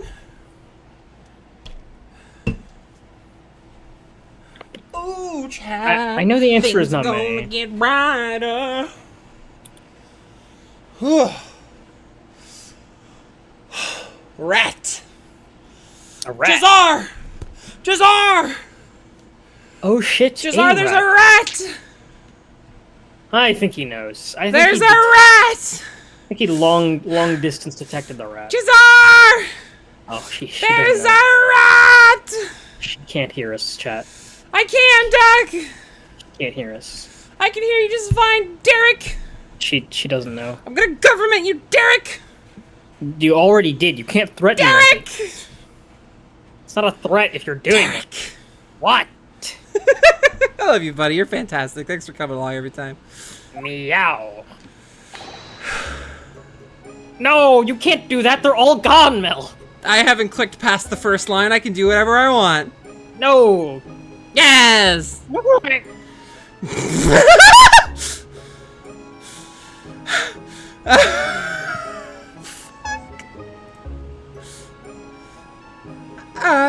Why are you yelling? I'm allowed to Oh, yell. look, it's me. I can hear your voice in the bathroom, and I have headphones. Yo, Sky, what did you give subs? Thanks, Sky. To me. You took away her life, so don't you dare judge me! No. There you are at last. No. Oi, don't do that. It's just- What if there was a body swap in case and we all had to switch up our voices? oh my god, cringe. Range. Wow. No hesitation. Look, I love listening to all your voices. I wouldn't want to have any of your voices. It'd be very uncomfortable for me. Well, fair enough. For us. No, not For the, wait. for us, what? the boys in blue. Wait, switching the characters we voice, not switching our. That's us. not what he said, Duck. Wait, what did he mean? He meant a body swap. Case. He said case. Christian, what did you mean? I said, What do you mean? What do you you know, mean? like body swap case. You know, like That's what I told you, Duck. I told JoJo. you. you know in JoJo. Yeah, but do you mean the characters or do you mean us? Not us. Well, Oh, not us. Okay, there I was confused. Never mind. Yeah, that'd be fine. See, I understood. Yeah, he did say case. I thought you I'm meant like a right, case of swapping bodies, like you No, know. no, I meant a case in which. Oh, like Shomes got put in Naruhodo. Yeah. Don't say it like so- that. Why? They're both adults. I can say it however I want. Got put in. Naruhodo's like 24. I can say whatever the fuck I want about him. Fucking Shomes raw. Go look about it. Go look at his profile. Go look at. Oh yeah. You don't think I'm right? All right, check this out. He bitch. doesn't Prepare to have a get broken profile. in half. He doesn't have a profile. Look, Shomes is 34. And Naruhodo's like 23. Let me look him up. He is. I know he is because you just like every other Phoenix Wright game. It's not. You can't pair him with the Really female into that, assistant Mel? because they're Coming not up old with enough No, in the no, first game. wait. Yeah, thanks How to old is Josh. Kazuma? How old is Kazuma? Cosmo's like he's- 24. He's older. His documented age range is 23 at the Adventure of the Great Departure, Yeah. and his reckoned birth year is the 19th century. Oh my god, Ray. I believe he was born in the 19th century. Thanks, Josh, for that. He's Holy shit. 5'6", That's how old is his 168 centimeters.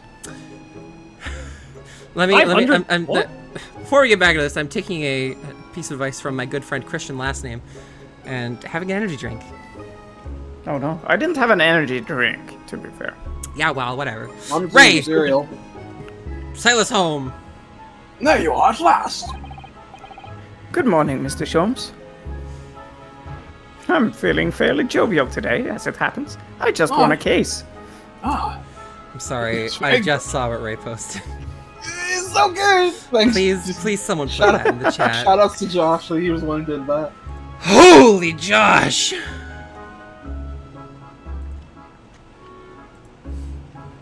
Oh, you did? Okay. Fuck me, man.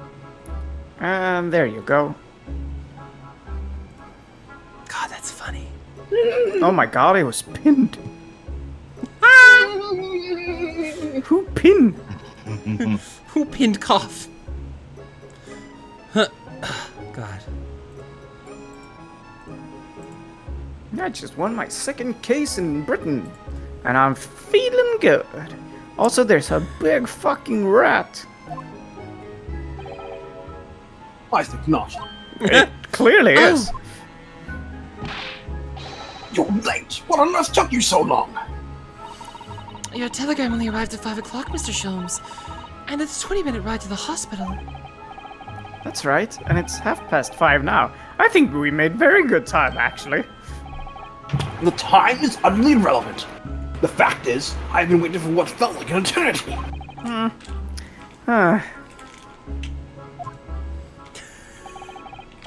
In point of fact, I myself was woken at 4 this morning by a telegram boy.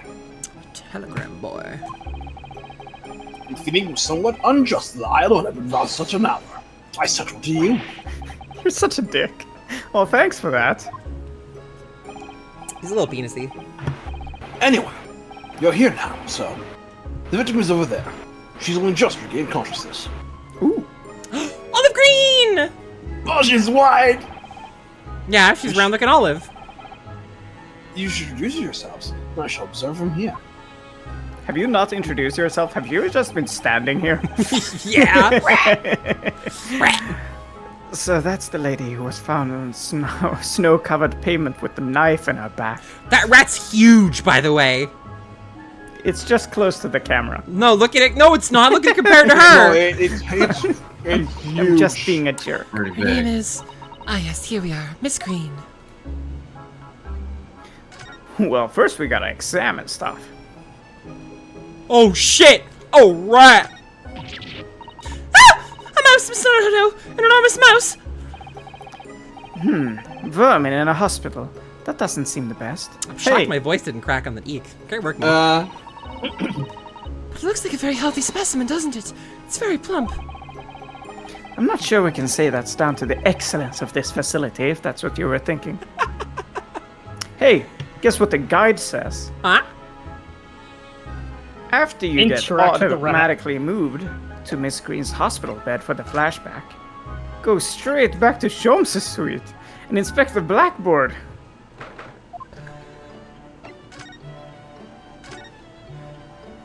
Oh, there. Hello. Oh. Ah yes, this is where you note down ideas, isn't it, Iris? So what's on the blackboard today? Buck up, Runo. What is this? Oh, I'm just playing around with ideas for the title of next month's installment. Another idea I had was the Barrel Coronet. I'm not sure about which one to use. What do you think, Runo? Anything but buck up, Runo, obviously. I suppose you're right. I tell you what, I'll surprise you with it. You have to wait till next month and see. I'll tell you what. Ah, so many I'll tell you sleepless what. nights. Could you So imagine? many sleepless nights. Could you imagine if it just... I tell you what, Runo, I'll leave it a surprise. And we God. can't go to Naruhodo's legal consultancy yet. Banned. Bam. This rounded wooden figure isn't the most charming, is it? What do you fuck? Goddamn emote. I don't think that's decoration, Miss Naruhodo. It's an artist's mannequin, I believe. Used when practicing sketching the human form in different poses. Really? It's not exactly what you call a typical figure for that purpose, though, is it? No, I suppose not. I confess I've never seen one quite so full-figured before. Well, if you want to draw a full-figured person, it's the right tool for the job. I'm glad they're not saying fat. They're very open-minded people. There are lots of bottles in that cabinet, aren't there? Do you think it's safe to keep them like that? If you're a patient here, I feel sure you'd take some medicine by mistake when you were half asleep. That is a worry. But at least the cabinet has a lock, even if it's only a flimsy-looking one. That's a worry for him. Like, they're definitely concerned for Naruhodo to do such a thing. Yeah, well, you know. Ah. Oh, I've no doubt you'd manage to unlock that somehow while you were half asleep as well. There are limits even to what I can do when I'm half asleep, you know, Miss Susato. Are you sure? This looks like the patient's treatment notes. Let's read over them while she sits there on the bed. Do not feed. What? What is this place, a zoo? You know, I seem to remember seeing an almost identical sign in our local park. For the pigeons, yes. This is a person. Poor woman. I hope she hasn't read this. Jesus. A Ooh, picture. picture. Look, there's a photograph in this frame here. Oh! Oh yes, it's a picture of a young gentleman. He looks to be about the same age as Miss Green, I would say. Perhaps the young woman's special someone, do you think? Maybe.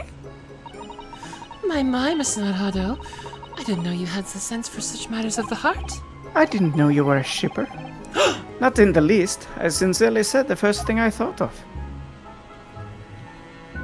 I'm no shipper. There's a painting on the ground, or something on the ground. Everybody's like, oh, shipping cringe. Oh, God. Ah, this looks like the treatment notes for whoever's occupying this bed. Let's see. Do not permit to run around the hospital. The patient doesn't seem to be here at the moment, so... He or she is probably running around the hospital then. It's Oh, Sholmes' dear. dead.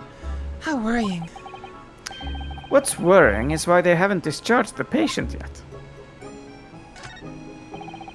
Conundrum. There are all sorts of medicines in this cabinet. Medicines! Look, I'm not sure if it's safe leaving them in the reach of everyone like this. Yes, you're right. I can't imagine if you're peckish. You might try a whole bottle or two. Well, at least there seems to be a little lock to secure the cabinet doors. I don't imagine that would stop you if you were hungry. I worry that you'd break the lock. Hunger doesn't turn me into a criminal, you know, Miss Usato. But it does turn him into the whole... Only the great allure of treason for the British my Empire. God! That must be a bag of Miss Green's personal belongings. She would have been brought directly here after she was found stabbed on the pavement, though. Tonight I dine on Xanax soup. I expect a friend or family member probably brought some things for her. Alright then, smart girl. Let's see what's inside. Change the clothes in her house and... Holy crap. No, Miss Naruto. You must never scrutinize a young maiden's personal belongings. But I'm curious. But the young maiden might have chocolates, or biscuits, or caramel. Buddy. It's 5:30 and I'm hungry. Window. Window. window There's something on the ground there. shoppers. All right, come here. Good morning. What about the payment and the rat? We already expected the rat. We did. Did we? Yeah. Yeah, we did. I eked and remarked on how well I eked. I wasn't here. You were. You were. No, I wasn't. Not in mind. Hello. I'm Ryonosuke Naruhodo from the Empire of Japan. Oh no! Was it your knife that? Are you the man who... No. I'm a lawyer. Not a criminal yet. Not a treasonist yet. And I'm Susato Mikotowa. Pleased to meet you. Oh no! Was it your knife then? Are you the one? No, I assure you. I'm Miss Naruto's judicial assistant. We heard that you regained consciousness and wanted to come give you our best wishes. Best wishes? For me? Thank you? I'm Olive Green. I'm an artist. Well, no, that's not right, is it? What I mean is, I'm trying to be an artist. Well, what I really mean is, I desperately want to be an artist. But the truth is, I don't have any talent. I know I don't. It's no wonder I was stabbed in the back. I don't think that's related, actually. Gosh, this young woman seems to bend over backwards to put herself down. Seeing as we're here, we should ask her about what happened from her perspective, I suppose. But the painting! We didn't inspect the painting! What painting? The one on the Bottom ground left. over there. Oh, I'm a Farfignugan. We can't. We can't!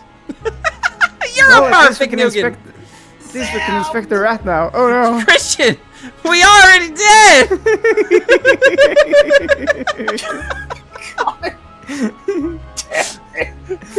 Buddy.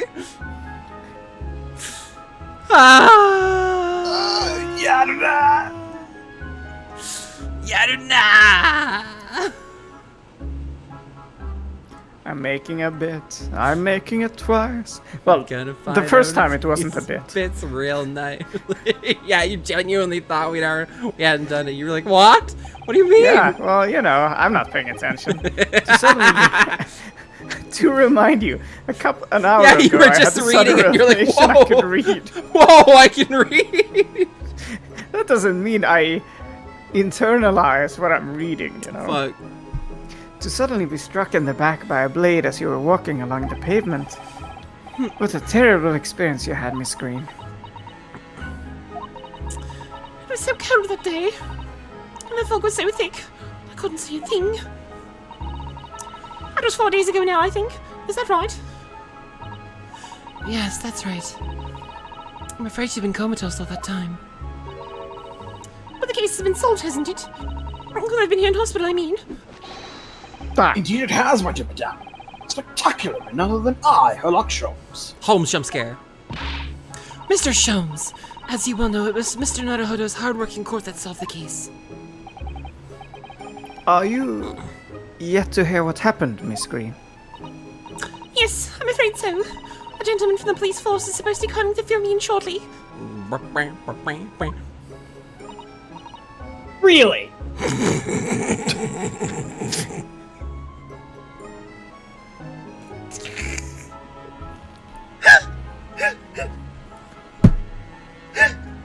Goodness! Understander.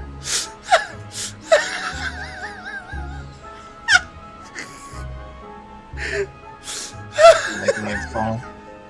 This is even funnier because there was the hard pause because no one was gonna acknowledge that. But Duck was like, "No, I can't hold back anymore. I've hard, really. I've got to hit her with the really." Yeah, well, Oh, I see. Well, I wasn't gonna say anything. I wasn't paying attention. Me coming around seems to make everyone frantically busy. I'm so sorry. I never should have regained consciousness. It was selfish of me.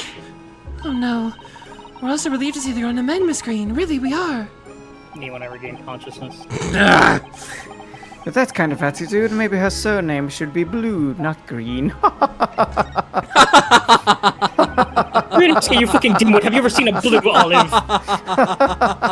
So, you're an artist, are you, Miss Green? Oh no! I couldn't possibly claim that.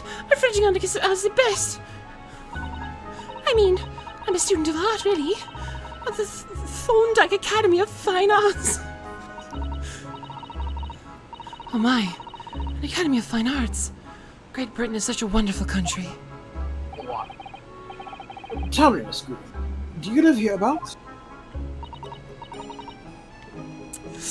Oh no, actually. I don't deserve it, but I have a little flat on Brixton Road. I see. How very interesting. Oh no! Is it? Brixton is some 10 shops away from the underground from here. And Thorndike Academy is a mere 3-minute walk from Brixton town centre. Does that matter, Mr. Sholmes? Perhaps not. The Bright Rose is far less salubrious part of the town by comparison, brought in by those by inferior means, including the maleficent Mr. Moustache. Inferior means? I suppose Soseki-san does fit the bill. Maleficent Mr. Moustache. It struck me as somewhat out of the ordinary for a young fine arts student to be walking in such a district. Darkness! Darkness. The true darkness! What's this? She suddenly climbed up. Mr. Sholmes, you should be ashamed of yourself prying into a young maiden's private affairs. Oh, dear me, do forgive me. If you don't mind, I do. I'm being discharged shortly, so I need to pack up my things. Oh, well. Oh, yes, of course. We won't keep you. Thank you so much, Miss Green. Meow. Bye. Bye.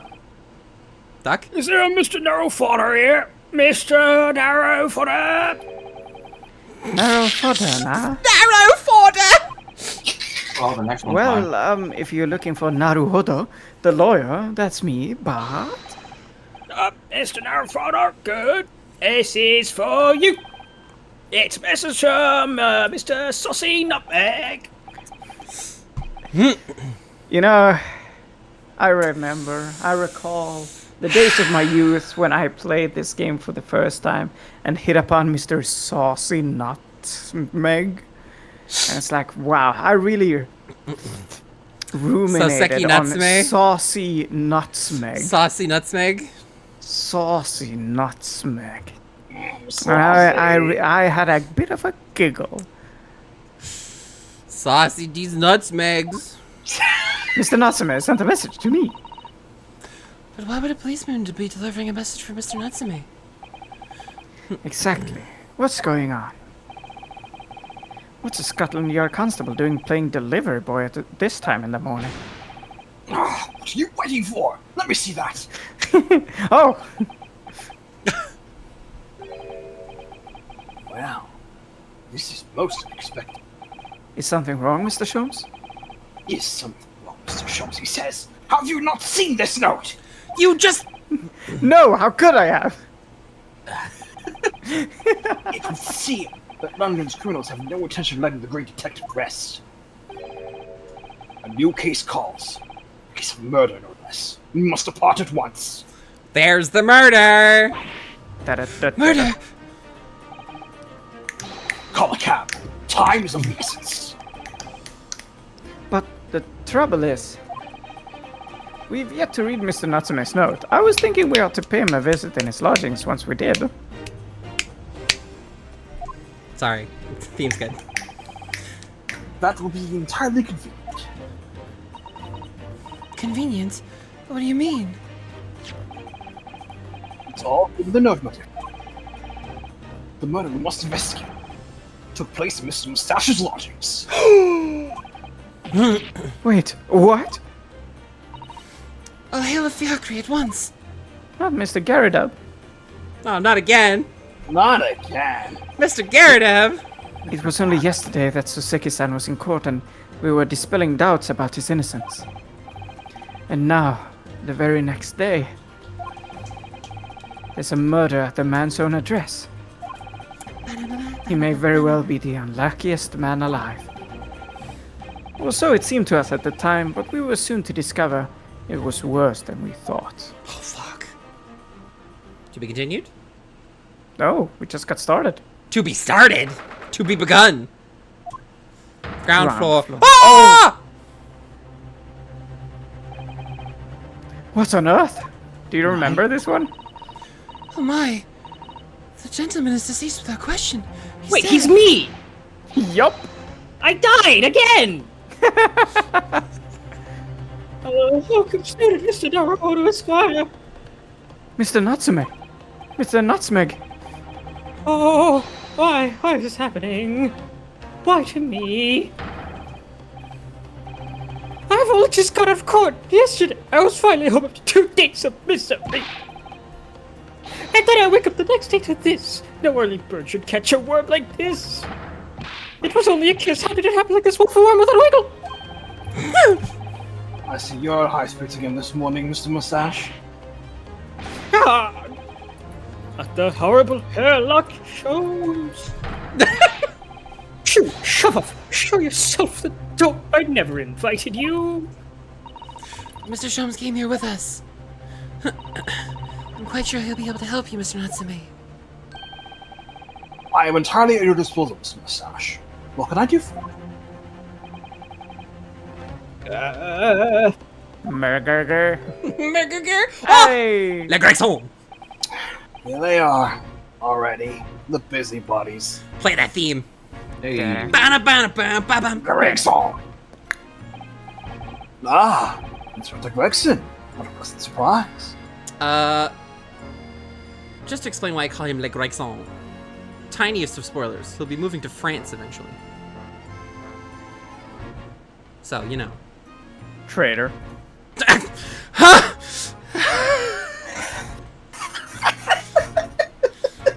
damn it! So I call him Le Garçon. Yeah, it's one of those little epilogue things. Classic, isn't it? Yes, we happen every time I see your face in the crime scene, Sholmes.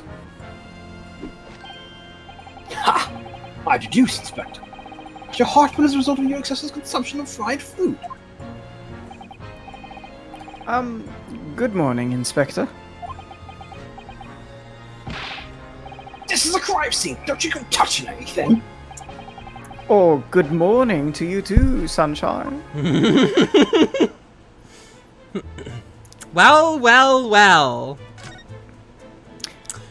Duck has died again. Sorry, Doc. I am you fucking picked the wrong. Duck is dead. I appreciate Of the two characters, you were the one who chose, and you chose poorly. Did you let me choose?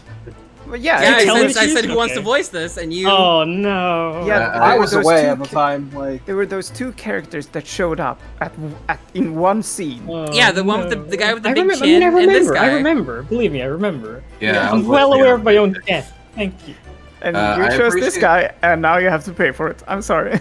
I appreciate that Duck is ahead of me in depth. You know, I named a boil on my arse after you, Mr. Sholmes. That too bothers me every time I sit down. Thanks, Jade.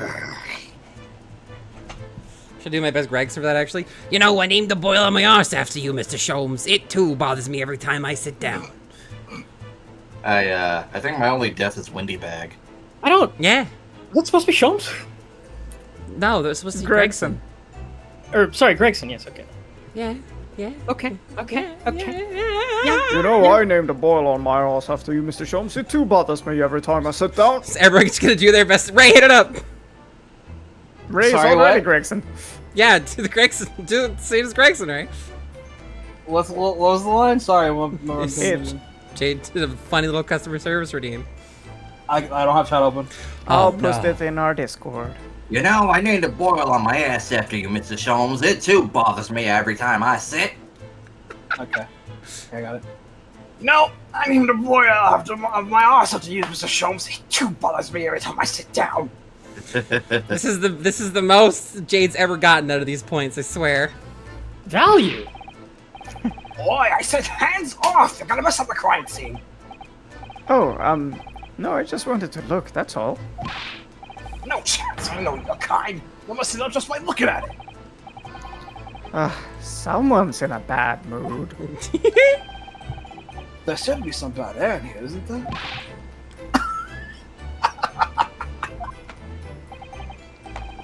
Alright, it sounds like I'd better talk to the inspector first and try to curry some favor. All right. So, Inspector, how you doing? What was the victim's name? Who was he? Mr. William Shakespeare. Hey, He was jazz a lodger hands. here. He was a lodger He was a here. lodger here. As you can probably tell, he was an actor. Dead lost, as it happens. Just dead. Mr. Shamspear. It was the landlord, old Mr. Garrett, and the other lodger, Mr. Natsume, who found him. The fella didn't rise as usual hours, so Garrett got worried and kicked the door down. How the fuck did Gotta Garrett kick pick the the door door down? Like Sholmes wanted to in case 2. Maybe But- he had his wife maid do it. No, she's in jail. Oh, Yeah. Already? I guess so. Yeah, it would be now. Yeah. maybe he fired the cannon. Well, Christian's gonna ask him, then we're gonna find out. But doesn't Mr. Garrett have a bad leg? Ah, yeah, you're right there. It was that jittery Japanese hunchback over there who actually did the kicking. Really? Soseki-san? I mean, yeah, you can see he can do it. I can see him doing it. I believe the cannon bit more than that. The victim was pretty hard up, it seems. Even done some time inside for petty crimes. He had no money, no place to go, no friends. Only acquaintances with people in this house. Mood.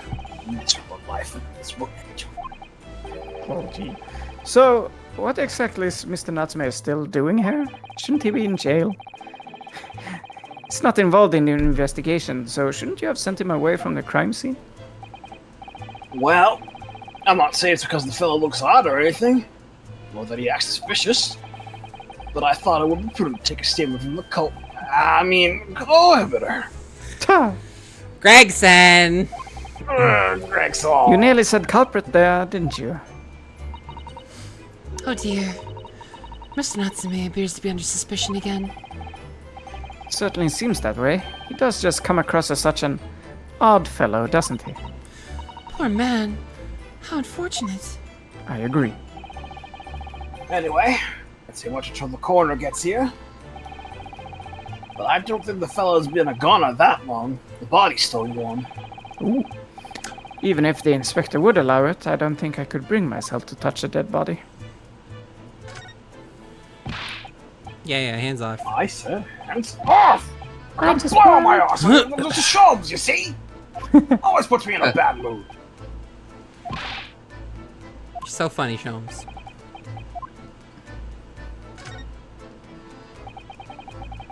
What a terrible thing to have happened. It's only been 3 days since I was arrested for the incident on the pavement outside. Ah. And then, finally, having regained my freedom, it starts happening all over again. No. Endless existence of excruciating experiences.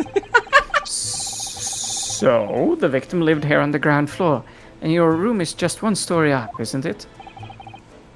Yes, that's right. In a way, we were neighbors, I suppose. Not roommates. Ah, So did you know the victim? Were you friends? were you friendly? Well. Oh my god!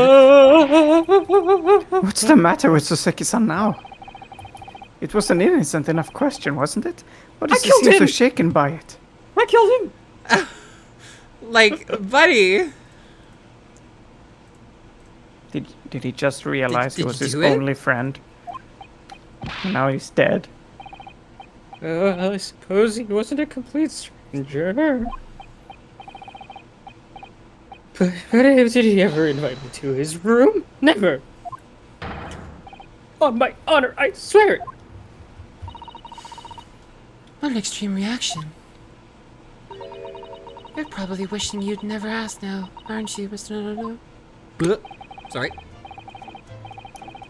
When I found him here, I felt wretched, which is why I sent word asking you to come.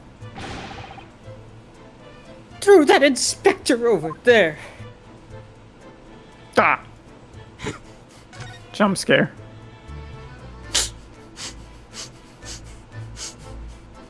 Look at me, I'm dead. Also, what the fuck is he doing? Shows! You can't see me. You can't see me. Shows, what are you doing, buddy? Mr. Sholmes, what are you doing? Ha! You only observe to know it, my dear fellow. Investigating, naturally. There's nothing natural about that pose. Mr. Sholmes, have you made some miraculous discovery? No. Patience, my dear madame, patience. You've not been here in this room for 5 minutes. So far, all I've managed to deduce is what actually happened. My goodness! What a guy. Was it time for another? Isn't that everything we need to know, Mr. Sholmes? Is it? I didn't propose the idea. I believe one could indeed see it that way. It's been quite some time. At the present time, I have managed to draw two Hey. incontrovertible conclusions. Two? Alright. The first, that there was a physical struggle here last night in which the victim fought for his life.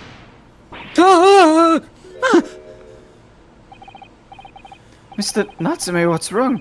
Is something that Mr. Sholmes said significant somehow? No. Don't mind me, I forgot I was here. Okay.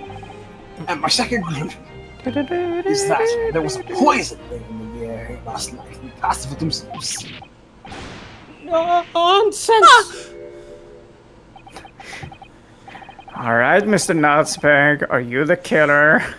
Ah. Why are you reacting so extremely to Mr. Sholmes' deduction? I'm the killer. No, please. Pretend I'm not here.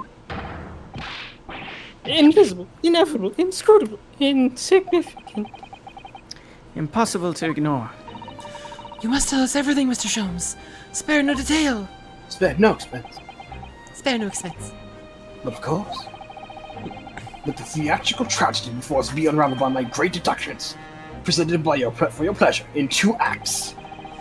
Oh, Rehearsing baby. two- We've heard some truly astounding great deductions from Mr. Sholmes in the past. Do we want to mess up a little bit in this one? You know, get some funny ones. Maybe. Maybe. No doubt this will be no exception. What miracles will unfold before our eyes this time?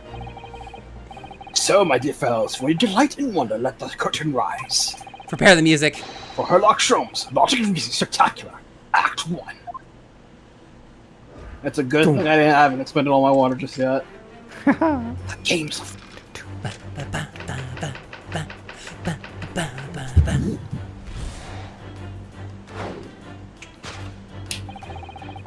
Careful observation of the victim reveals to us the events that transpired in this consult room last night. Foam at the mouth of the deceased clearly indicates the use of poison. Oh, fuck. Next to the victim, we notice a large dining plate which contains, you will observe, 1/2 a slice of bar soap. Meaningful? Indubitably. Soap? Why is the soap set so purposely on the dish? That it was last supper, in fact. Yes. Yes. Could it be that the man was about to get? Of course, the fork feels the answer. It appears the young man's appetite was his undoing. Taking up arms in the form was cutlery, the victim engaged in a deadly battle for his life. Sholmes, what are you doing? Yet the struggle against his hunger was in vain, for in the end, could resist devour this very feast. But London's foul soaps was smirched with foul poison. Oh, gee.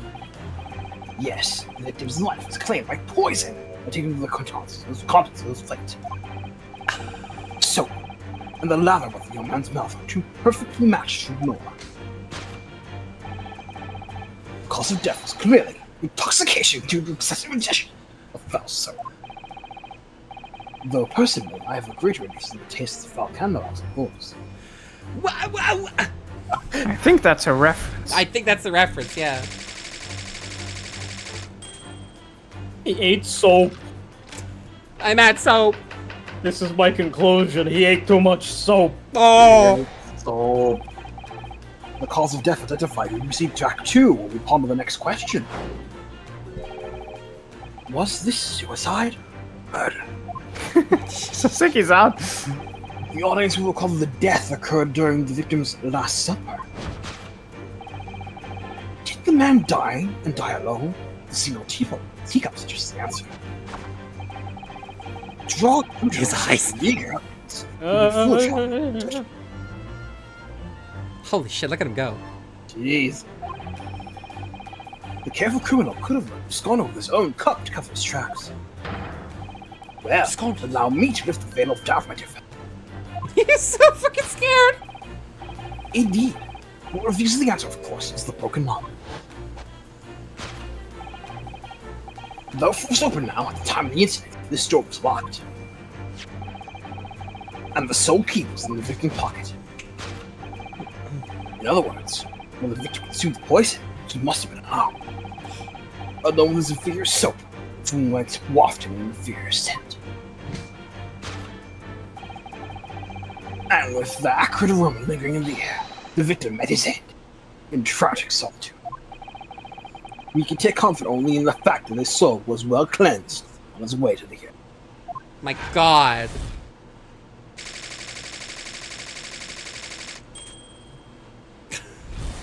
Amazing. He killed himself on poison soap. Thus concludes the final act of Herlock Sholmes. I'm at soap. I'm at soap. ...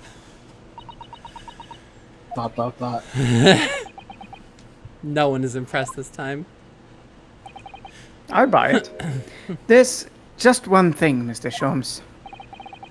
You are disposed to identifying just one thing, aren't you, Mr. Naruto? Pray, what concerns you? Well, no matter how hungry he was, do you really think the man would have eaten soap? It is quite apparent that this man had barely a penny to his name. It is a curious thing, but to one so destitute, soap can suddenly appear quite irresistibly appetizing. I mean, how extraordinary.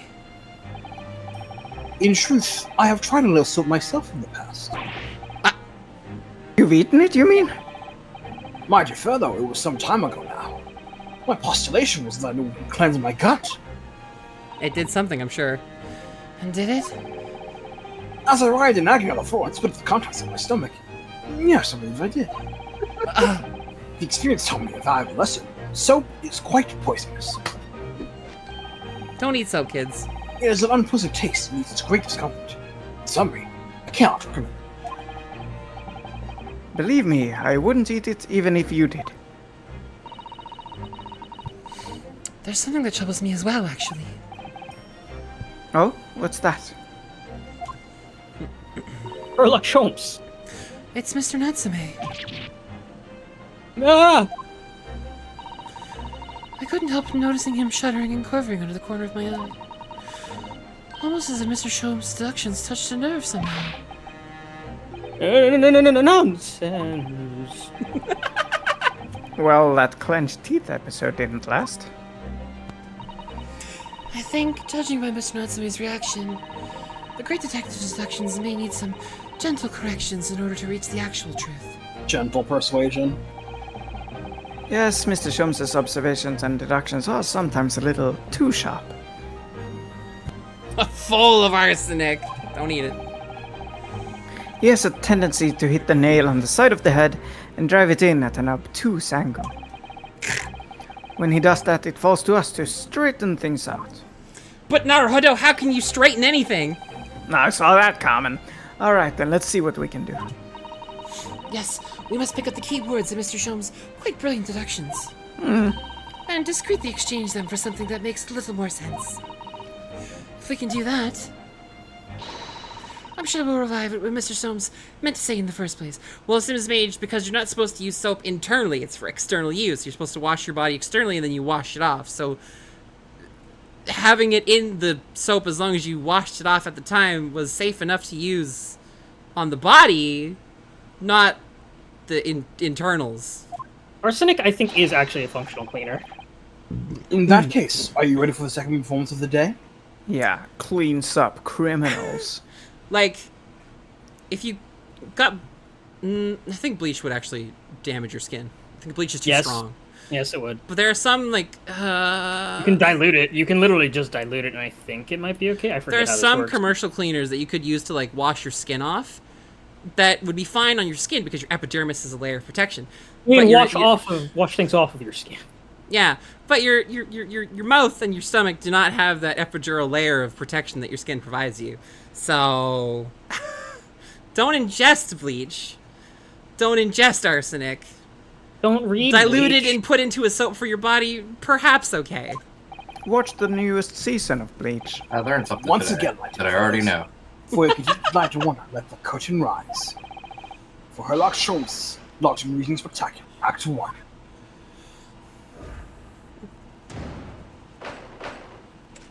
Horse. Hold it!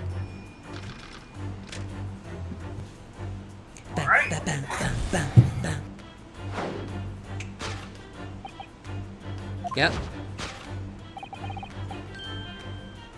Use of poison!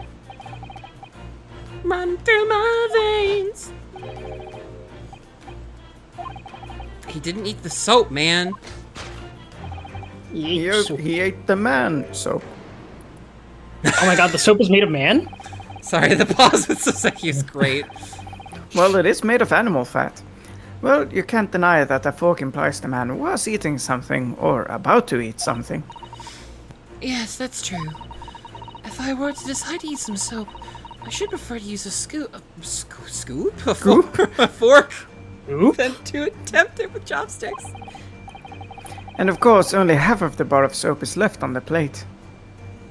I mean, Is that half? that's a big bar of Jesus. soap, damn. Yeah, that's huge, jeez. But might there not be some other explanation? Some material that proves whether or not the man really ate some soap. Mm. I don't know, is there soap in his gut? The fork. The teacup. The teacup. The fork. It's his hat. It's his hat. Ka? Do you think he was drinking tea with his soap? The cup's empty, so there's no way of knowing. Ah, how about this for an idea? Perhaps the cup was full of water. and he was dissolving soap in it so he could gulp as much down as possible. Please remember that he may not actually have been the soap lover that he's been made out to be. Soap lover. Soap lover! I suppose you'd eat soap with a fork, would you? I don't think it's a question of which implement you'd use. You shouldn't eat soap full stop. But then why? Why does the man have a fork in his hand? Oh dear. I understand your frustration, Mr. Naruhodo, but please don't take it out on me. The point is, if we decide the man used his fork to eat the soap, we wouldn't be changing Mr. Sholmes' deduction. So we really ought to consider some other clues. Hey. Oh. We've changed the camera. More soap. The Other other piece of piece soap. of soap. He broke it in half and he stabbed himself by accident. Look! There's more soup on the floor here. Soap on the floor here. Mr. Shemsbury must have really loved this stuff. Let's not jump to conclusions, Mr. Naruhodo. Look closely at this soap. Do you see that it would fit together perfectly with the half bar on the table? What the? How can that be? He said the line! What the? What a role reversal this is, where she's the one questioning it. What the? What the? I think that they are two halves of the same bar that broke apart. I'm really curious about the teacup, though. Yeah? Like, what would he say? Can we save and see? Yeah. I mean, sure, let's lose a bit here. Yeah. Here we have an empty teacup within arm's reach of the victim.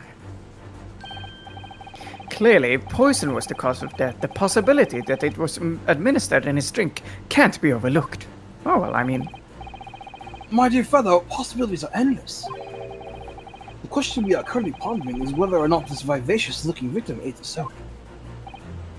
Ah, Until you establish that, I suggest you keep your possibilities to yourself. it looks like I was getting ahead of myself. Alright. Vivacious might not be the most appropriate term to describe a dead man, Mr. Sholmes. I'm sorry, What? Christian. It wasn't that funny. I have forgotten that I must use the mouse for this. To actually There you go. turn the tables. But what am I turning to? Oh no. A corn cob. I mean, it's right there, isn't it? What? The other bar. Oh. Is You it didn't really? present Is that it. the answer? Could it be that the man was about to eat it? No, because it's there on the floor. He Ah! hadn't been eating. Could it be that the man was about to eat it? Of course, the other piece of soap reveals the answer.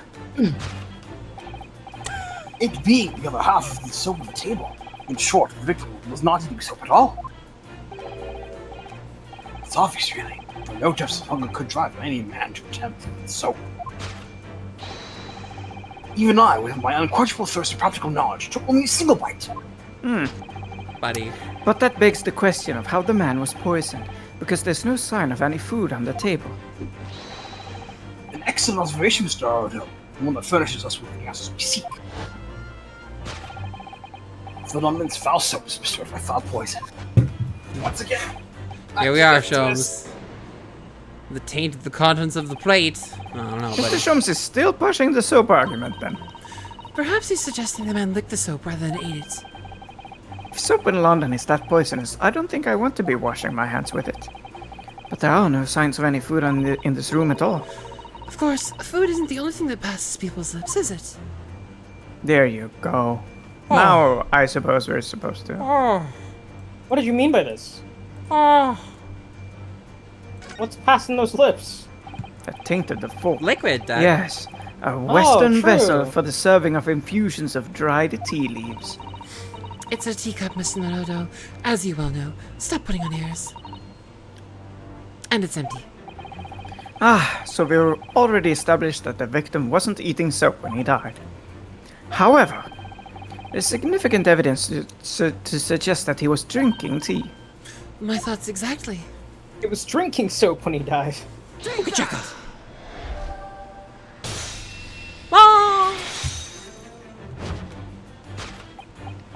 Yes, the victim's life was claimed by the poison that tainted the teacup. Indeed, comes to the vessel of choice for practicing poisons over the centuries. And it would appear that this victim drank every last drop. Damn. There's no sign of any food anywhere in the room, Christian says except eating. for the ones in my mouth. Which leads us to the immutable conclusion. The cause of death was clearly intoxication due to the ingestion of poison contained in this teacup. Yes. Poison in the teacup. Oh, not poison again. It's always poison, Doug. Bitten by a poisonous snake. The password is always swordfish. That's a deep cut, Ray.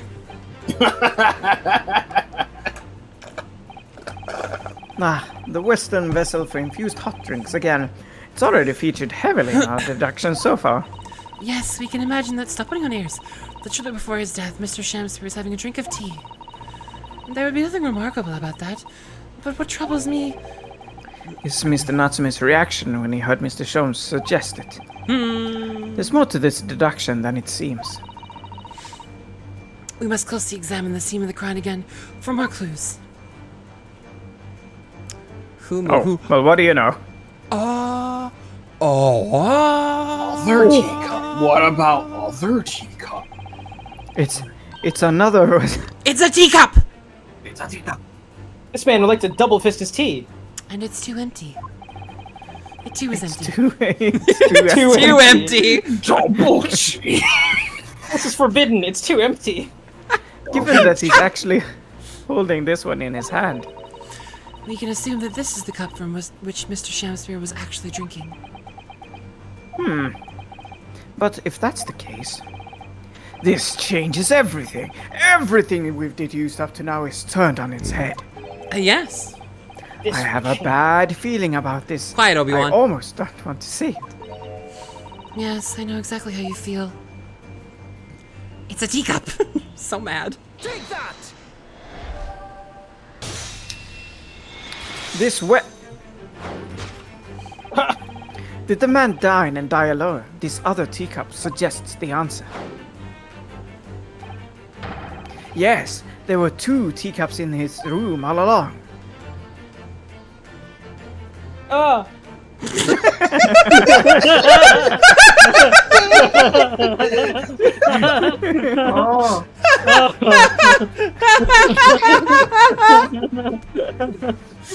Oh, buddy. Oh. Oh. Oh. Oh. In other words, this is a strong indication that at the victim's last supper... Oh. Oh. It was Mr. Foreman. there was a guest present. I don't know why they used Mr. Foreman's model for this. It's the banker. Yeah. Hello, Mr. Banker. Mr. Lincoln. At the very least, we can say now with certainty. I knew you'd give up yourself for Mr. Lincoln. Actually, I want to say something about that's that once fair we're done play. with this deduction. That somebody else was here in this room last night taking tea with the victim. Oh, what are you talking about? Doc, it's time for a worm. What are you worming about? What are you talking about? Worms?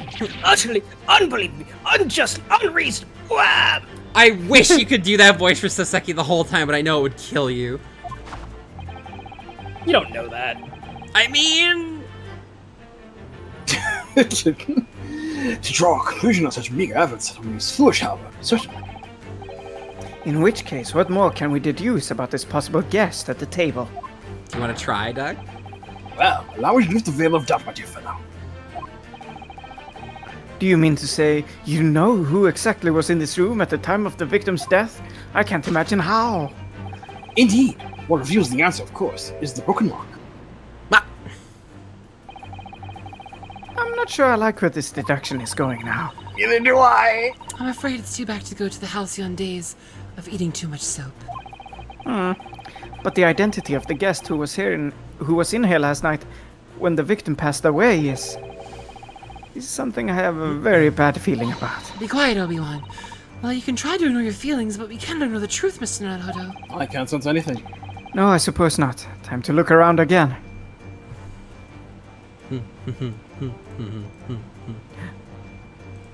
Could it be the candle? You know what? We're Just pretty keep much laughs done in. here. I'm gonna hit present on the candle just for the laughs. Yeah. Candles become shorter the longer they burn. And yet this candle is still rather long. In other words, it's highly likely that somebody else was in here to light it long after the victim died. Quite a glowing answer, Mr. Miller. However, you appear to have overlooked the possibility that the police officer lit the candle. You will need to burn brighter than that to make a great detective. The whole point of this exercise is to fix your mistakes, isn't it? Back to the bones. Clearly, that's a fundamental thing. A pile of books. Well, well, well. What do we have here? It isn't little Jimmy. At first glance, it seems that the only things in this room are the makeshift stage and the costumes. I overlooked these three books initially. I wonder what they are. Let's see, the titles read The Picture of Monsieur Lecoq, Canterbury Yearnings, and A Meal for Gabrielle. Hey, wait a second. Wait, I'm sure I've heard those titles before. It could just be an incredible coincidence, but they're the exact same 3 books that Mr. Natsume purchased the other day. What? Yes, on the day of the unfortunate incident when Miss Green was stabbed. Soseki-san had just been to a bookshop and bought them. That's right. And now those 3 titles are here in the room of the victim. Yet Mr. Natsume claims never to have been here before. What? What does this mean, do you think? I really don't know what to make of it. What about the bottle? No, the bottle. Die, bottle. Indeed, what reveals the answer, of course, is the pile of familiar books. Quite so. It's no mere coincidence that those 3 titles are here in this room. It's the link to the truth. Gotta go to the dark world.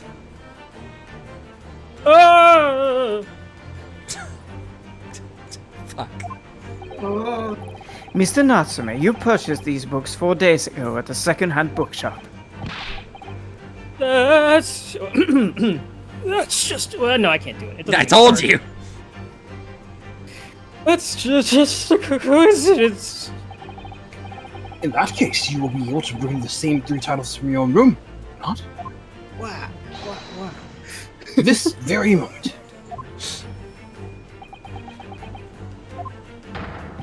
No, never, non-negotiable.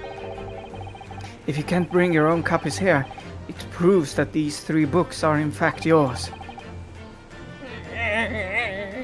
Thing.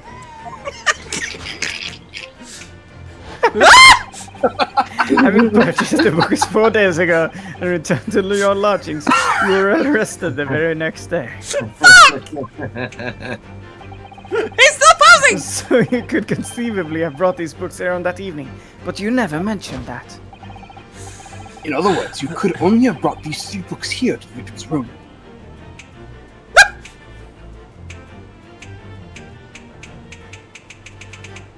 Oh my god! It's Last night, having returned to your lodgings after the trial concluded the old bigotry. Man, they had fun with the second game, huh? Yeah, these. The deductions in this game are A step up. a step up, like genuinely. In short, there's only one possible conclusion. The victim died here in this room last night as a result of poisoning. And that same night, the victim had a visitor. And that visitor Say it at the same time. 3, 2, 1. was you, Mr. Soseki Natsume. Well, evidently I'm the only one who said it. That's. yeah. I heard you both. Good enough. Yeah, well, I mean, we heard it, but the text box said it. Really. Yeah, whatever. Sorry, Chris. Thus concludes the final act of Herlock Sholmes. Great deduction. Yay. Yay! So, It really helps that Soseki is very animated. He's very Um, animated. when the first game came out in Japan, Yeah. and you know, we would never get it. Yeah. Uh, We were never gonna get this I game. was reading some like He's gonna shit. impressions from people He's gonna online shit. He's gonna playing shit. through it. Yeah. Sorry, And- Christian, please go on. One of the things brought up, you know, obviously was that it's not really a complete game. You know, there was obviously going to be a sequel, and some people didn't like that. You know, Some people are silly bitches. Yeah, one thing this person brought up was that in one of the cases, these two mysterious characters appear in only one scene and never again. Yeah. In my mind, Yeah. when I envisioned that, what I was reminded when I saw the banker there, was two spiffy British gentlemen in top hats, clouded in shadows, having secret discussions about the plans going on in the background. And when I played the game for the first time and saw Yeah, you Mr. saw Shakespeare fucking and this other guy, Shamspeare and Mr. Gigachin. yeah, I was like, huh. Huh. I was having images of the banker, like Give us your best someone shitting like noises, Doc. that. He did. I love Mr. Baker. Again, not again, not again. His full name is Bruce Fairplay, by the way. Yeah. We don't care. What? I care. I care, Ron. Fuck this guy. Well, that just ain't fair play. Not again. Well then, Mr. Watson. You're going to jail. It would appear you're gonna have to accompany me down to the yard. Again. Again. Not again. But wait.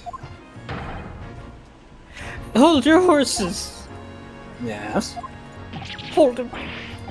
Door, key, locked, entry, exit, entirely impossible.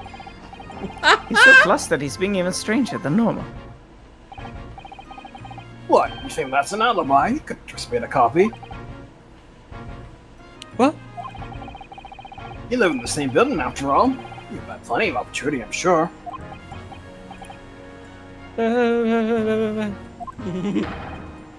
Misery me. Misery made.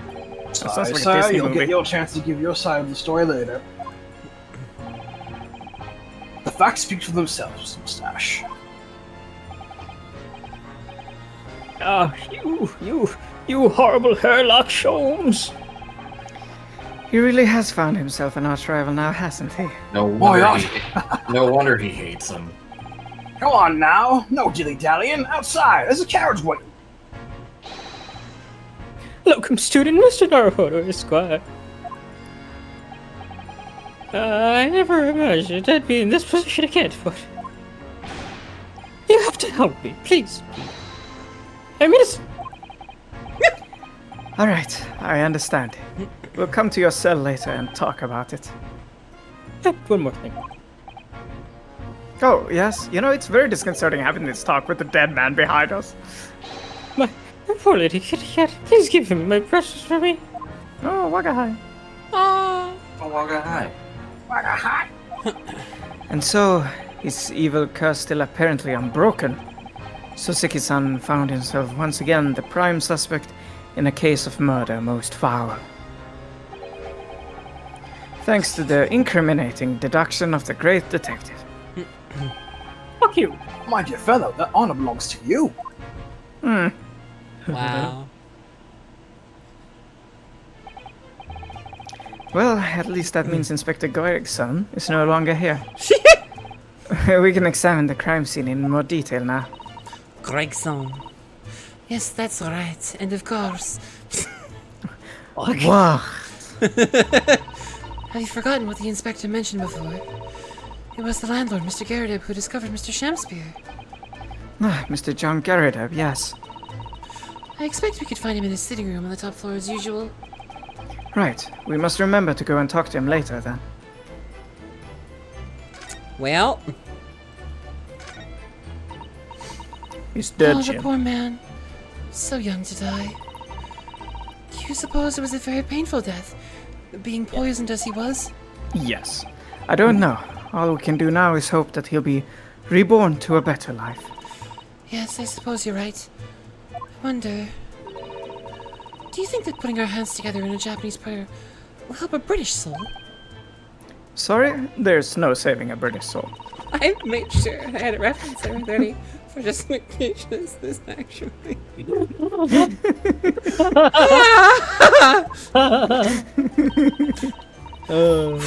book is entitled The Beginner's Guide to Praying for the Departed. The British Way. Give up. I'll just read it now. One moment. It's over for you. There's quite a spine on that book, isn't there?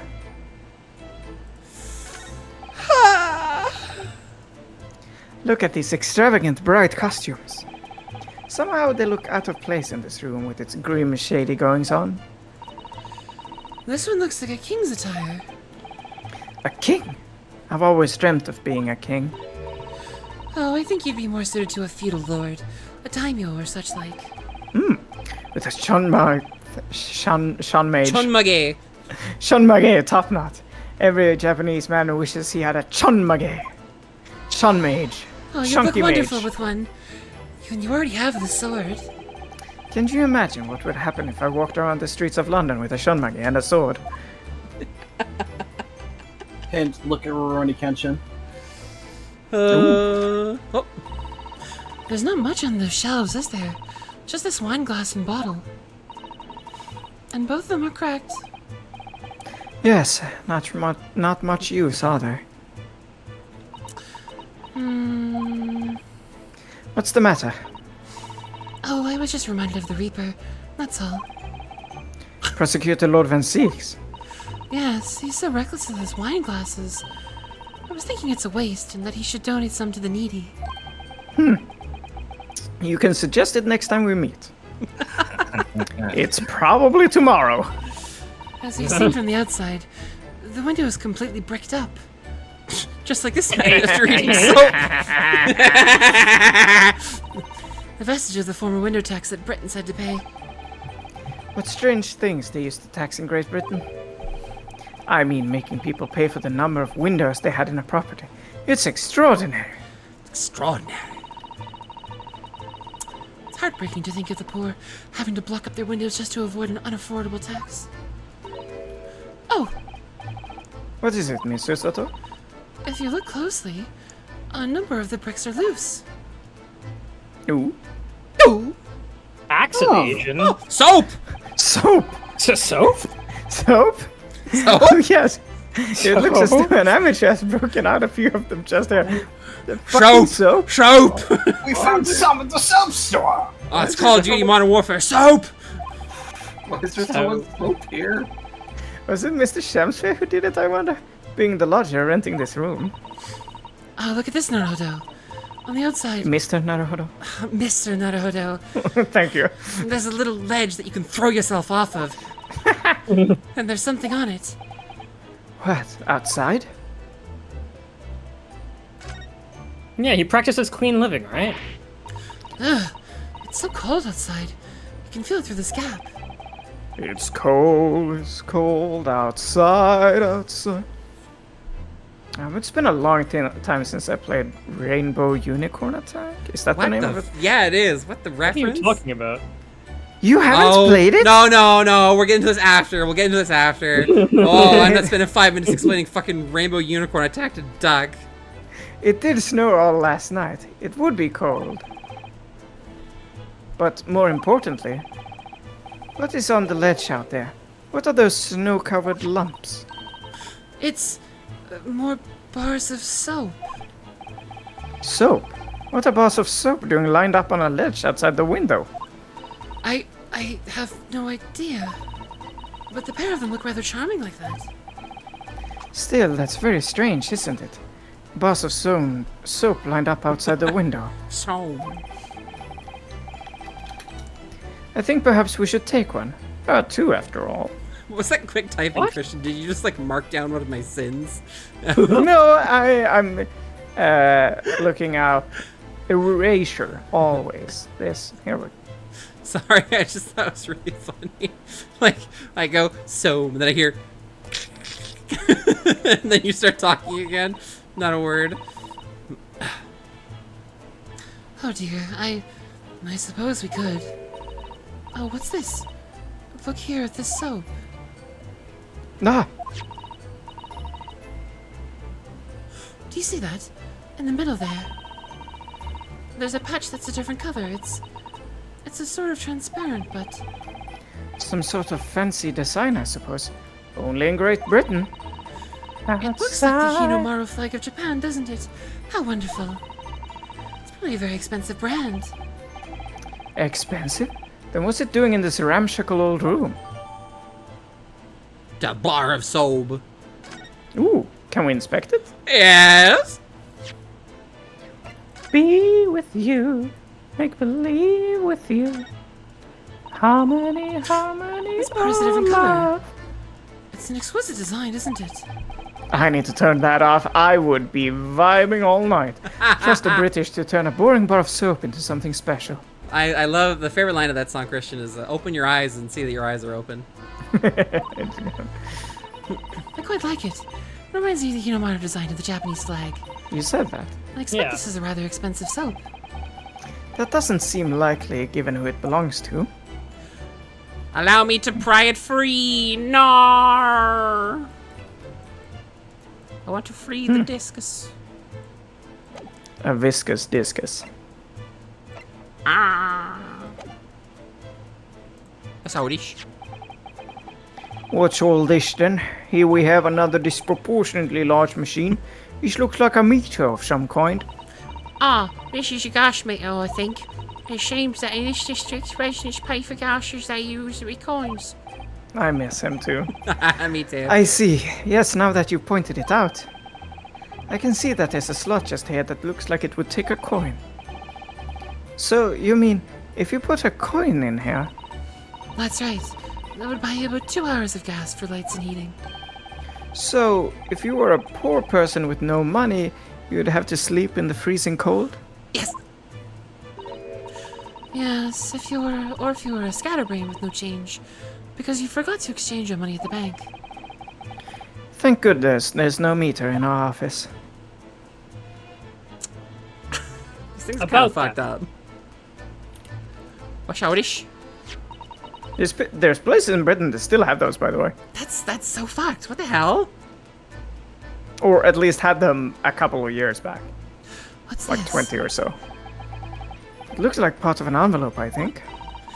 Yes, I think you may be right. Perhaps it was torn off when the letter was opened. Is that significant? Well, it's a little out of place, perhaps. When you look around the room, there's no sign of a letter or the rest of the envelope, in fact, is there? No, she's right. And yet, here we have the torn off end of an envelope. It just strikes me as unusual. I agree. We'd better take this just in case. Yoink. Is there poison on it? There's always poison on it. I mean, it's not much here. Whoever opened this envelope didn't bother with a letter opener or scissors, did they? You know, I really enjoy using letter openers. Same. It's a lost art, really. Honestly. I do Yes. also enjoy using one in Durok Saga. Whoever opened it was clearly someone with an unrefined temperament. Actually, my On I this? like one though. my first summer job, like as a teenager, was... Well, actually, that was the second part of the job description. I was stacking boxes and using letter openers to open letters. Oh my god. Illegally opening people's mail. Yeah, and stuffing them full of shit. Yeah. Judging from the angle of the rip here, the person in question must have been right-handed. Miss Susato! I think perhaps someone's been reading too much of the adventures of Sherlock Holmes. You can never read too much of Mr. Naruto. Never! Alright, calm down, Susie. Alright, jeez. Sheesh. No, there's a floorboard! It's up! I can see it clearly! Let me... Nar! I mean, it might just be, you know... Harrison Ford into the floorboard! What? I think it's just set dressing. Don't worry, Doug. Just a set piece. This is a gas wall light, isn't it? It must be connected to a gas pipe in the wall. I think you're just gaslighting. Yeah, well, yeah. Wah, wah, wah, wah, wah, wah. Gaslighting is a girl boss activity. A gas stove. One really is a city of gas. Party. But now that I think about it, Mr. and Mrs. Gerardep had an open fire on the top floor, didn't they? Oh yes, you're right. I don't recall seeing such a gas stove up there. Well, I much prefer a real fire anyway. It's so much cozier. It's so close. He's a dead man. Well, I suppose we've got to... Mr. Deadman. This is some sort of makeshift stage, I think, isn't it? Where does the audience sit, though, for the nightly Shakespeare performances? Actors aspiring to the great stage must practice their art, Mr. Nardo, with or without an audience. In fact, on a related note, perhaps you should set up a mock bench for your defense in the office. What? Then you could practice your art every single day.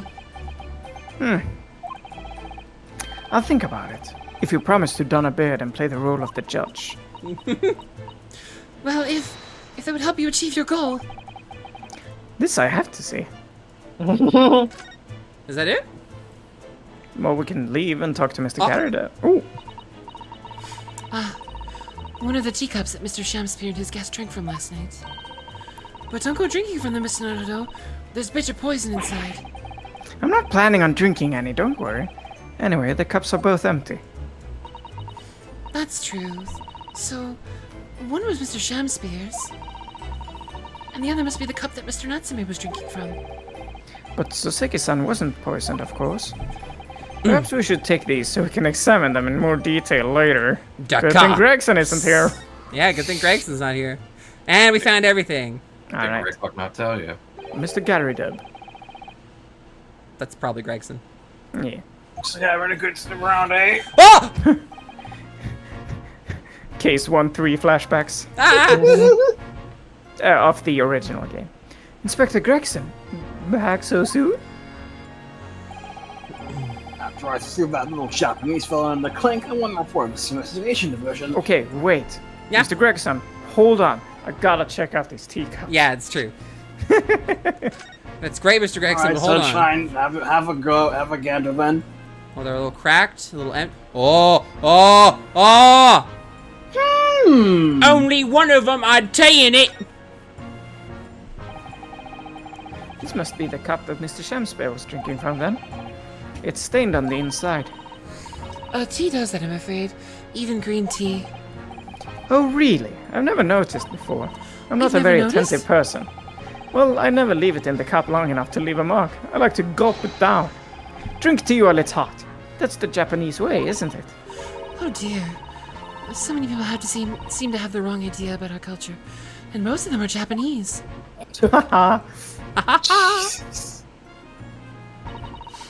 This is the teacup from which Mr. Natsume was drinking. Yes. Unlike the other one, the inside of the cup is completely clean. I suppose he must have drunk the contents before the tea had a chance to leave a mark. I always gulp it down too. Sorry, Mr. Naruto. It's the Japanese way.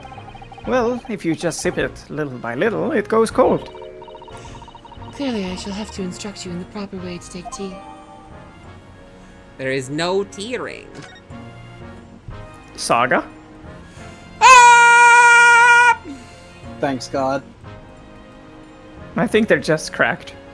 Well, Because I guess he's they're not poor. all they're cracked up to be. Wow, Day really -2'd us.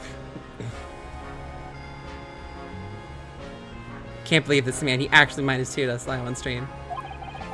Oh well. 5 minutes time, this place will be cordoned off with a yard. Oh, I see. Well, we'd better be leaving then. Hey, I wonder why there's so much space on the right. Poor Mr. Natsume So we can must look have- at his cold dead Must be feeling body. very low being back in the cell again so soon. I'm sure we should probably go and... Mesame. What? Hey, there's no murder in this case! Oh, It's a fucking zombie! Even the It's, bit part gets a revival. Thanks, God. What's Thanks, wrong, Miss God. Naruto?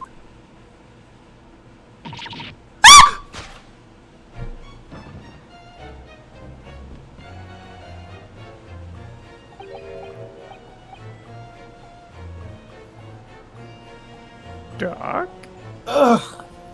You don't have to if you don't want to, Doug. We can let someone else do it if you want. No, sorry, I just actually had like itis. It's so warm. It's Shakespeare time, baby. Let's stage act, buddy. Out, brief candle. Life's but a walking shadow, a poor player. That struts and frets his hour upon the stage, and then is heard no more. This isn't his Mwah. original voice. Now, how soundeth the next part? Oh, hi. It is a tale told by an idiot full of sound and fury, signifying nothing. Indeed, oh, happy day.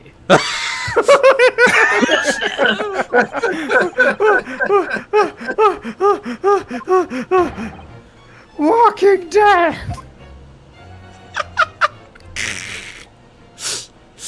Oh my God! What? He's doing the Family Guy death pose. The fella isn't dead at all? I think he is actually now. What was that nonsense he was saying though? I think, yes, it was from William Shakespeare's Macbeth. A soliloquy from Act 5, Scene 5. Shakespeare? Surprise! He's alive. So it was that the victim, Mr. William Shamspeare, came back to life. If the man had indeed been poisoned, it transpired that it hadn't killed him. He was taken by emergency carriage to a nearby hospital for treatment, and Inspector Gregson evicted us from the scene of the crime. Whatever that now was. Is that Shakespeare's kink name? Shakespeare? Nah. hit me with it. No to be continued! What the heck? Hey. That was me, I think. Hey, Ron, it's Big Chin. Yeah, sure is. Bye-bye. Whatever do you think will happen now? Good question. What a strange situation for Mr. Natsume. Arrested for murder, but then the victim comes back to life. I think perhaps the victim was never dead in the first place. It seems very likely that Mr. Shamspeare did consume poison, as we deduced.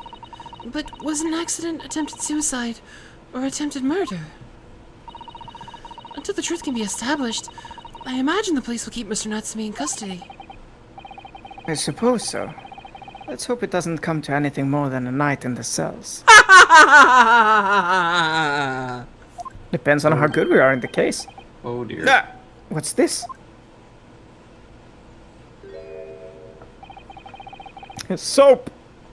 What's that man doing over there? It looks like he's trying to see into Soseki-san's lodgings.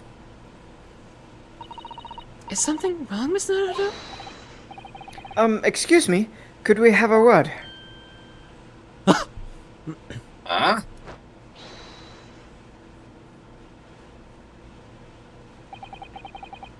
He just ran off. Dab to exit, true combo. They have to exit. I feel sure that I've seen that man somewhere before. Where was it? We tech those. I do too, but I don't remember. Wow, he actually teched and fucking dashed off. Wait, Soap examining, I suppose. Wah! there's an achievement to get. I'm examining soap first. With the exception of the top floor where Mr. and Mrs. Garrett live, all the windows are bricked up. Yes, that's because because of an old window tax that was charged on the number of windows a property had. In order to pay less tax, the poorer members of society filled in many of their windows. But the tax has since been abolished, hasn't it? So the windows could all be opened up again, surely. Unfortunately, it would appear that the residents of this district can't afford to pay to have the work done. Just bust them out. Yes, that is a sad state of affairs. Yes, That was they a busted very up the sad bricks thing. and then how do we put a window in, Christian? Yeah, They got to pay for glass. fucking fill it with soap, I don't know. Let them eat soap. They clearly have a lot of it. Chad, the issue is not opening the window back up. It's putting a window proper in so that in the middle of fucking February you don't freeze your ass off. Sounds like a personal problem. Ah, Especially for poor like Mr. Natsume, who have to live all cooped up in a windowless room. I suppose that's the price you pay for living in very cheap accommodation.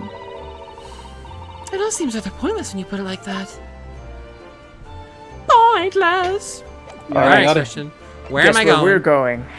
Is it No, perhaps the suite? No.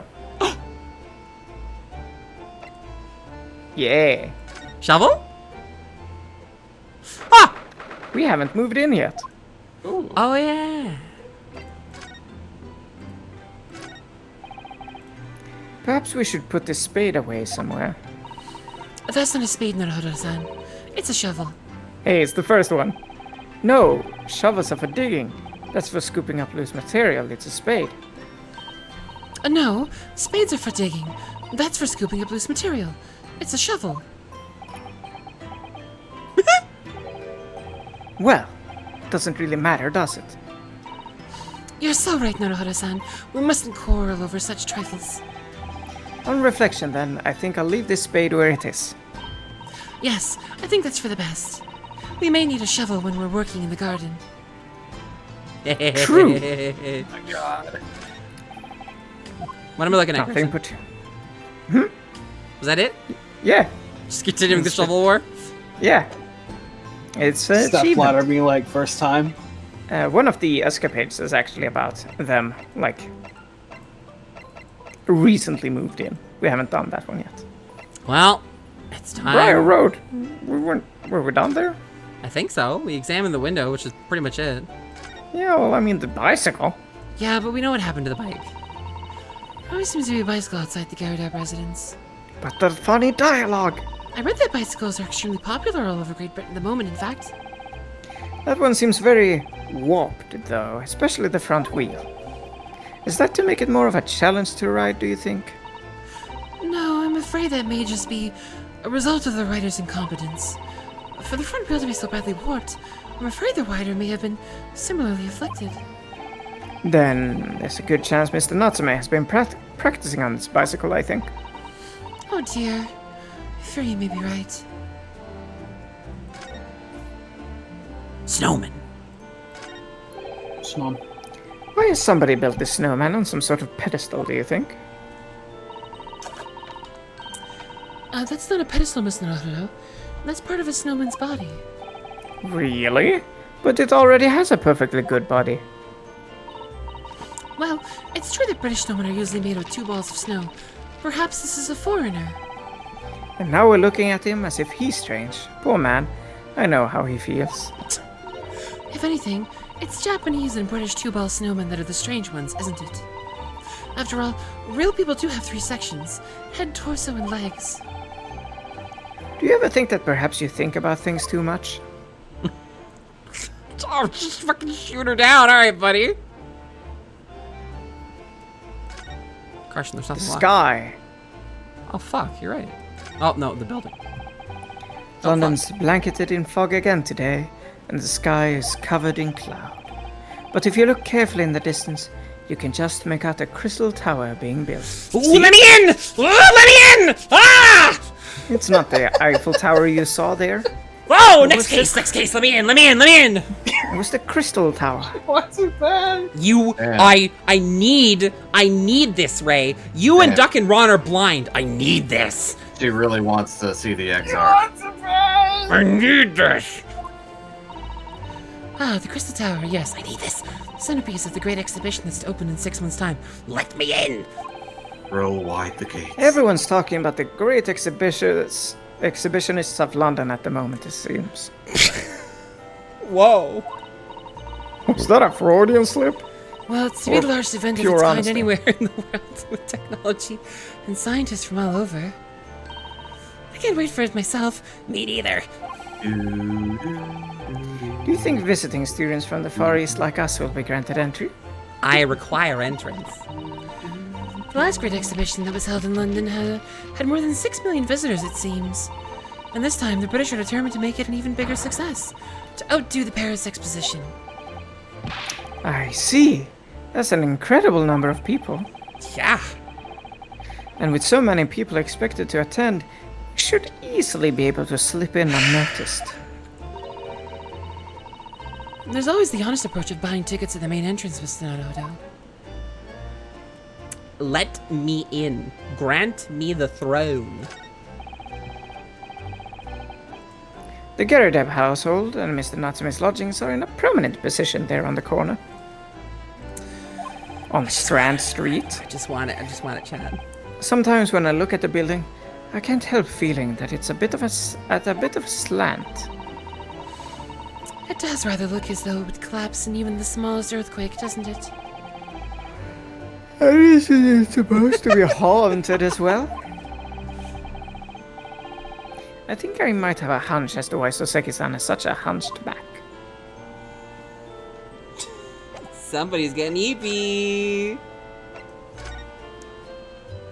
Which means we'll leave it here. What the? What? Am I your excuse? No, it's just it's past midnight my time. We've been here for 3.5 hours. That's a pretty good stream. Yeah, well, I'm your excuse to end it. I mean, it's just a good time to attend. Yeah. All right, whatever. A good excuse. Sure. Shamanama. Chat, thanks for coming. I know I'm really bad about streaming, but I'll keep doing the GA ones at the very least because I need case 3. Like I need like medication for an illness. Like I need it. I need it. I need the start. I need the investigation. I need the opening of the court. I need Ray and Ron and Duck's reactions. I need them. If any of you 3 get spoiled or spoil yourselves before we get there, I'll die. I will do my best. And that's a sacrifice I'm willing to make. I please don't let me die. I need this. I need this like drugs. I need this like an addiction. So like you should probably unless someone slips. None of you the fucking miscreants try to victim spoil these fuckers. I swear to God. If anyone does, you're banned. I'm not Yeah. putting up with it. I need them to see the things when they happen in real time and have them all freak the fuck out because they'll freak the fuck out.